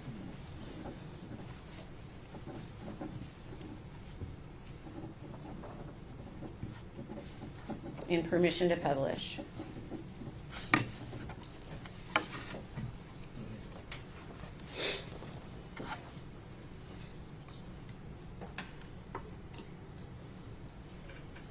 Okay. Oops. Okay. Is this the application you were just talking about? Yes. Okay. Do you recall when they were looking, or does this say, when were they looking to try to get an apartment at Overlook Apartments? January the 4th, 2020. Did you learn how many occupants that the defendant and Hunter Wood put on their application? Yes, 3. Okay. Did you talk to the defendant about who the third occupant was going to be? Yes, I did. Did the defendant say the third occupant was going to be Evelyn Boswell?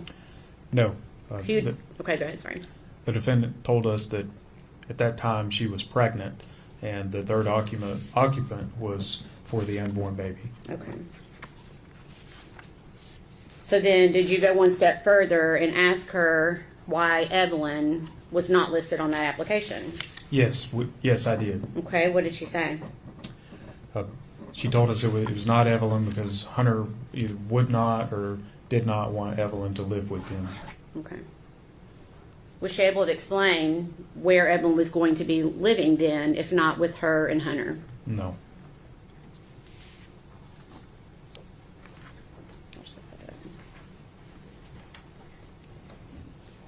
Jumping ahead to March 6, 2020, do you recall being contacted by the defendant's father, Tommy Boswell? Yes. Okay. And without going into hearsay on what he told law enforcement, did law enforcement go to Tommy Boswell's property? Yes, initially myself and Detective Haraz. Okay. And is that located in Blumpville? Yes, it is. Do you remember the street name or address? Muddy Creek at 539/543. Okay. And is that located in Sullivan County? Yes, it is. What was the purpose of going there? We were under the impression some of the defendant's property was at that location. Okay. Do you recall what time you arrived at that location? It was around 5:30 that evening or afternoon. Okay. And did Tommy Boswell give law enforcement consent to search that day? He did, yes. Okay. If I could please have exhibits number 6, 8, 9. Well, 6 and then 8 through 12, please. I'll do it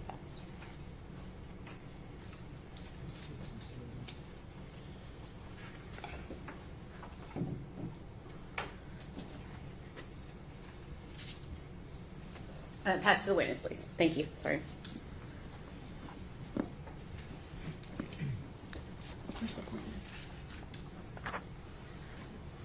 Okay. First, if you could take a look at exhibit number 6. Do you recognize that? Yes, I recognize Okay. this. What is it? This is a drawing or a sketch of the scene at 539/543 Muddy Creek. Okay. Is there a pointer device up there beside you? There's a flash. That's it. Okay. Oh, If you could pass the yes. exhibits to me, we'll try to do it that way to make it quicker.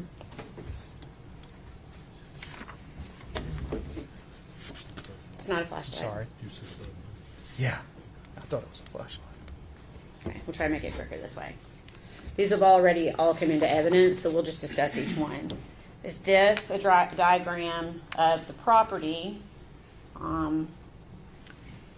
as it was on March 6th of 2020? Yes. Okay, can you show the jury? I'm going to try to zoom in a little bit. Can you show the jury where you first searched? Are you wanting me to point at that screen? Yes. It should work. There you go. Would have been in this area right here. It's excuse me. It is labeled as shed. Okay. And did you search anywhere else on the property? Yes. Okay. Can you tell us where else you searched? That building there that's labeled as Playhouse. Okay. Now I see a box below that also appears to say shed. Do you see that? I see that, yes. What was that? That was another outbuilding that was full of, I believe the business name is Tommy's Paving or something like that. And it was full of paving or asphalt related equipment. Okay. All right. I'm going to show you next what's been marked as exhibit number 7. Is that the outbuilding that you were talking about a few moments ago? Yes. Okay. And exhibit number 8. Is that the outbuilding and the playhouse that you were talking about a few moments ago? Yes. Okay. Exhibit number 9. Can you tell us what that is?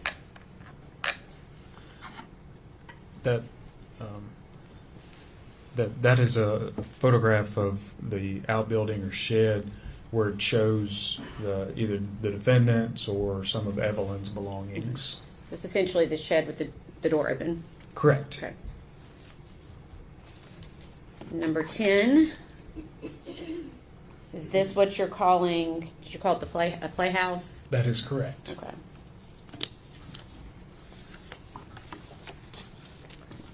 Exhibit number 12. Is that just the playhouse with the door open? Yes. Had anything been disturbed at the time this photo was had taken place? No. Okay. think I might have gotten this out of order, sorry. Okay.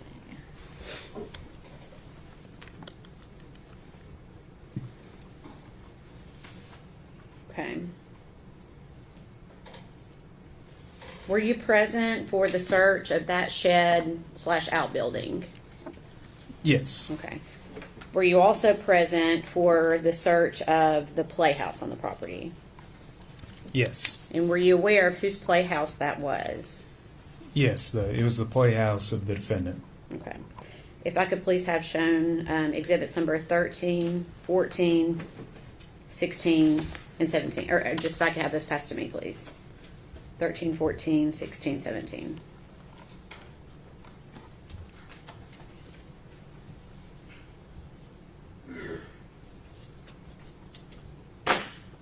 Thank you.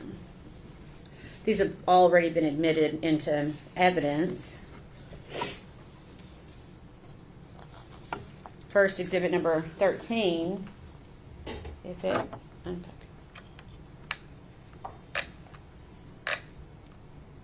Okay, I just made it worse. There we go. Okay. Is that how the playhouse appeared as you looked inside? Yes. Had anything been moved yet? No. Anything you noticed at first glance about this space? Yes. A lot of the area in the back of the playhouse was covered in dirt, dust, debris, spiderwebs, and there were several items just right inside the door that it appeared they were placed in the playhouse more recently. Okay. And which says just a second. This photo, exhibit number 14, again, how does that appear to you upon first glance when you went to that scene? That's just a better photograph showing all of the dirt, debris, or other things on top of the belongings in there. Okay. And then last, I'm going to show you exhibit number 17. Had anything been moved prior to this photograph being taken? No. Okay. And if you look closely, it's hard to tell. Can you see the black trash bag in this photo? Yes. Okay. And again, were you present when the trash bag was removed? Yes. Okay. Is this trash bag the way it appeared prior to law enforcement taking it out of the trash can? Yes. Okay. I'm going to hold on to 17 for just a second. So you stated, I'll put this one back up for just a second. You just stated that a few items appeared out of place. Can you tell the jury or use your pointer on which items you are talking about? These trash bags Okay. right here, Mm-hmm. and this trash can. Okay. And you can you tell the jury why did this appear out of place to you? 'Cause they weren't covered with any dirt or dust or spider webs. Okay. So based upon that, did law enforcement make the decision to look closer at some of the items in the playhouse? Yes. And which items were looked at closer? The trash can and the trash bags. Okay. And who in particular went to take a look at the trash can? Agent Fraley. Okay. Is that Brian Fraley with the TBI? That's correct. And did you witness Agent Fraley do this? Yes. What did you, we're going to do this kind of in steps. What did you see Agent Fraley do first?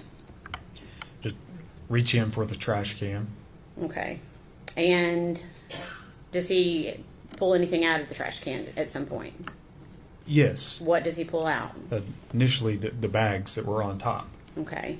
And did you notice anything at the time that he pulled the bag on top? Yes. What did you notice? A couple of things. There was some things that looked like flesh in a sort of this part of either an elbow and an arm or the part of a knee and a leg, and noticed immediately the smell of human decomposition. Okay. Had you noticed that smell prior to that trash bag being removed? No. Okay. And again, in looking at this photo, actually, I'll pass that back up. If I could please have number 18 and 19 and 42, please.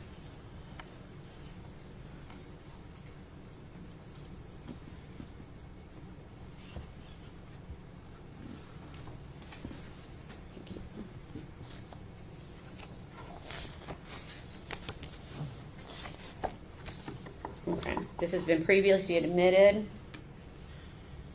With this photo, is that what you were just referencing a few moments ago? Yes. Is that before or after the black trash bag was removed? This photo would have been taken after. Okay.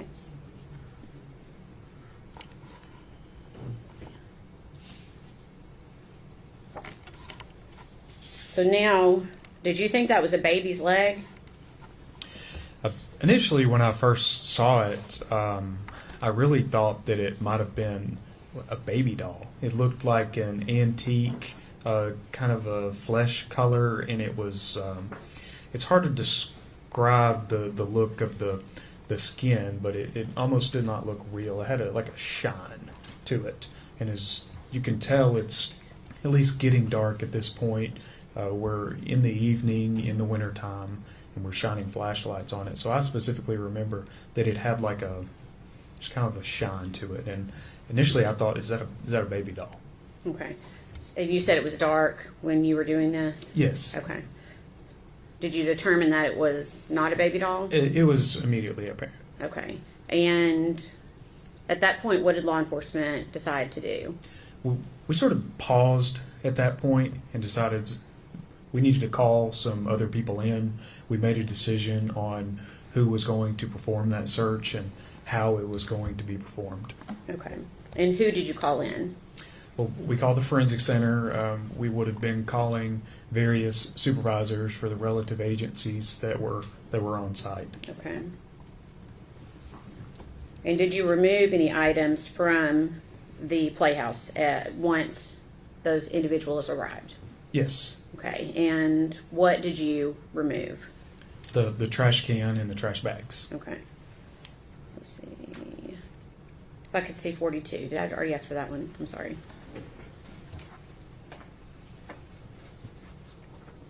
And I'm going to be asking for 22 through 27 in a second, if that helps.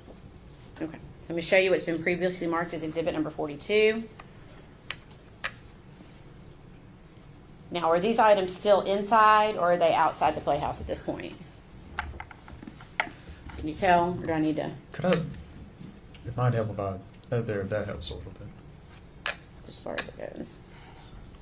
It's a little dark on the screen. Would It you like to is. see the exhibit Yes, itself, that or the would photograph help. itself?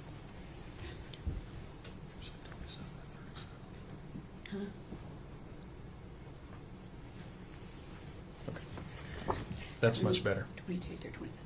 Are you able to tell if that is inside or outside the playhouse? It's just outside the playhouse on a like a perch or a porch area. Okay. If I could have that passed back for just a moment.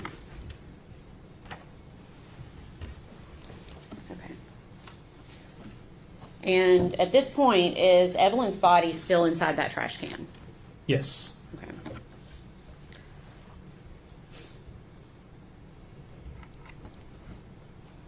Did law enforcement start the process of removing Evelyn from the trash can? Yes, we did. Did that take place there, or did it take place at the forensic center? Removing the items body in the trash can. Yes. It took place there on scene. Okay. Okay. I'm gonna show you what's been previously marked as exhibit number 22. Is this the start of that process? Yes. Can you please use your pointer and show us where Evelyn's head would be located in this photograph?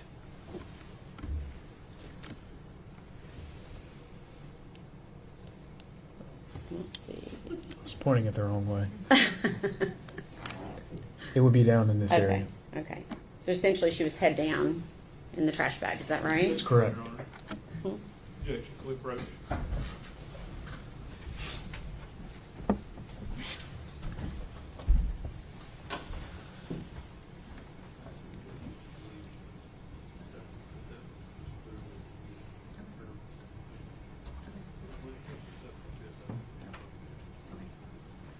sustained.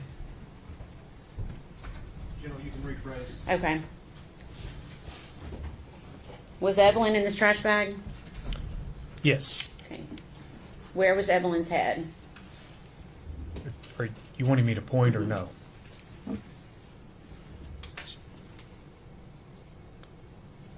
In this area. Okay.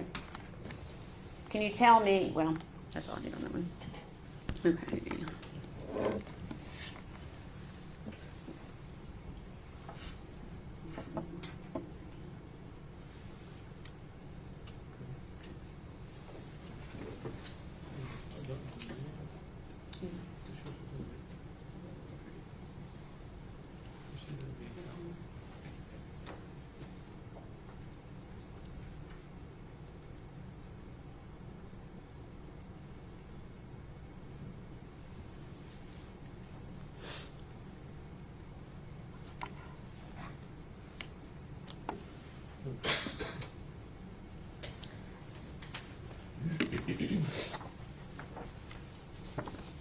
Okay. Do you recognize that photograph? Yes, I do. Okay. What is it? This is a continuation of the photographs that were being taken at the time I was taking the photographs. Okay. You can see the continued process of removing the contents from the trash can. Okay. Is that a fair and accurate representation of how that looked on that date? Yes. We'd ask that be made exhibit number 194.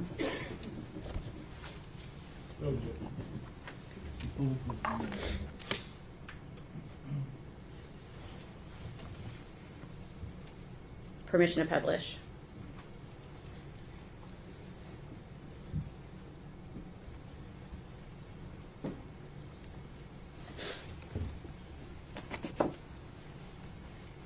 Okay. Can you tell the jury in particular what you noticed about the trash bag here, if anything?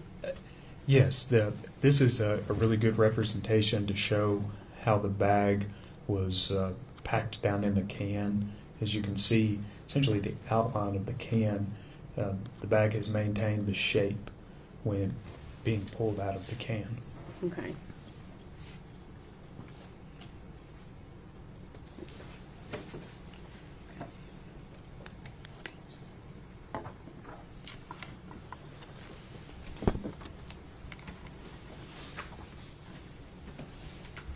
This has already been previously admitted as number 24. Can you tell us what we are looking at here?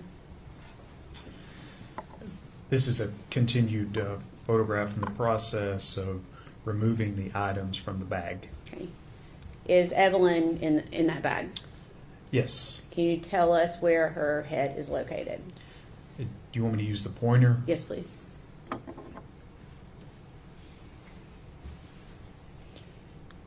It would be down in this area here. Okay. Can you tell me what's depicted in this photograph? This is the body of Evelyn Boswell. Okay. And can you tell us what we're looking at here? Using the pointer if you need to. Could you be more specific? What are we looking at? Okay. So, again, the body is inside of these contents or this blanket. Right here is a blanket. It's grayish, and you can really start to see it's a little difficult to see on the screen with what it's doing with the colors, but right in this area, you're beginning to see the outfit that Evelyn has on. And in addition to that, you're beginning to see the shape of the head of Evelyn right here. And this is aluminum foil that is formed around the victim's head.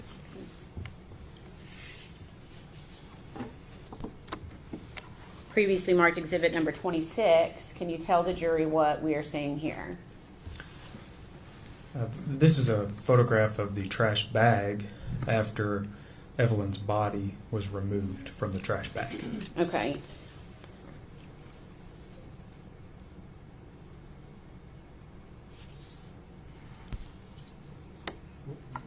26. Again, can you tell the jury what we're looking at here? Here's the pointer. Mm-hmm.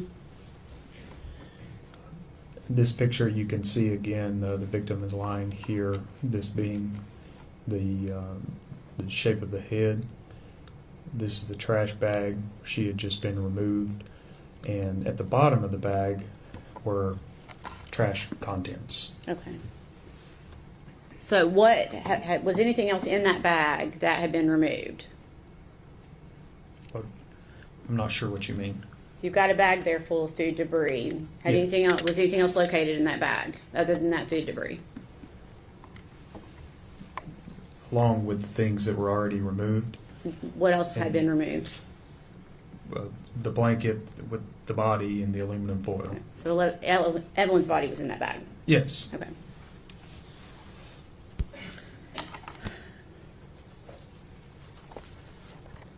Can I please have 34 and 40?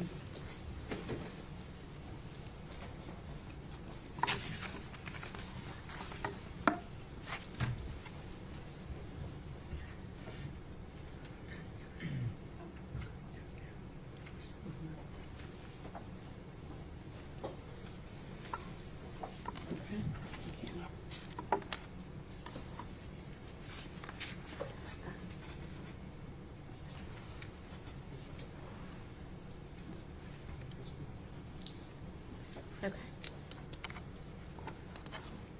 I'll show you what's been previously marked as exhibit number 34. Can you tell the jury what they are seeing here? Yes, you can really start to see the outline of the body at this point, of the body of Evelyn. Which right here is the head, with the blanket formed to the head. This is the outfit. That is Evelyn's hand, and this is a blanket that is wrapped around Evelyn. Okay, can you tell us where Evelyn's face is located? It would be right in this area. Okay. And I'm going to show you one more, previously marked as exhibit number 40. Can you tell the jury what they are looking at here? Yes, here I was focusing in on the trash can, specifically for this item, Okay. which What is- which was a piece of gum that was stuck to the side of the trash can. And was that collected? Yes. Okay. All right.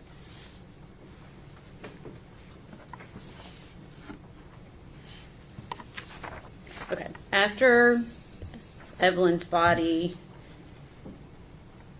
had been taken out, what was done with the foil, if anything? The foil was collected and ultimately sent to the TBI lab, initially in Knoxville, and later on it was sent to our lab in Nashville. Okay.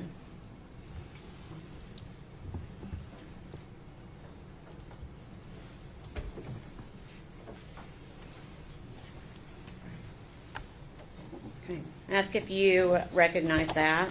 Yes, I do. What is it? This is a photograph taken later at the Knoxville lab of the aluminum foil that was collected. Okay. Is that a fair and accurate representation of the foil that was collected from the body of Evelyn Boswell? Yes. We'd ask that be made exhibit number 195. Any objection? No objection. And permission to publish. Full exhibit one.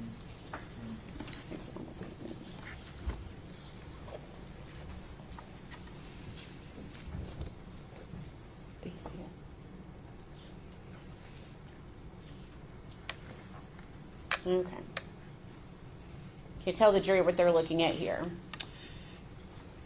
Yes, this is different sheets of aluminum foil. They were stretched out as best that I could without damaging them, and I stretched them out onto a large table at the Knoxville lab and photographed them. Okay. And were those also collected as evidence? Yes, they were collected that night, and at the time they were at the Knoxville lab, and I believe shortly after that were sent to the Nashville lab. After Evelyn's body was processed there at Muddy Creek, where did her body go? It was taken to the forensic center in Johnson City Okay. And what was the purpose of that? for Dr. Schmidt to complete an autopsy. Okay. And did you ever receive confirmation that the remains found in the playhouse were those of missing baby Evelyn Boswell? Yes. Okay. Your Honor, I don't know if this is a good place to stop. Okay. Ladies and gentlemen, I think we've reached the point where we're going to stop for today.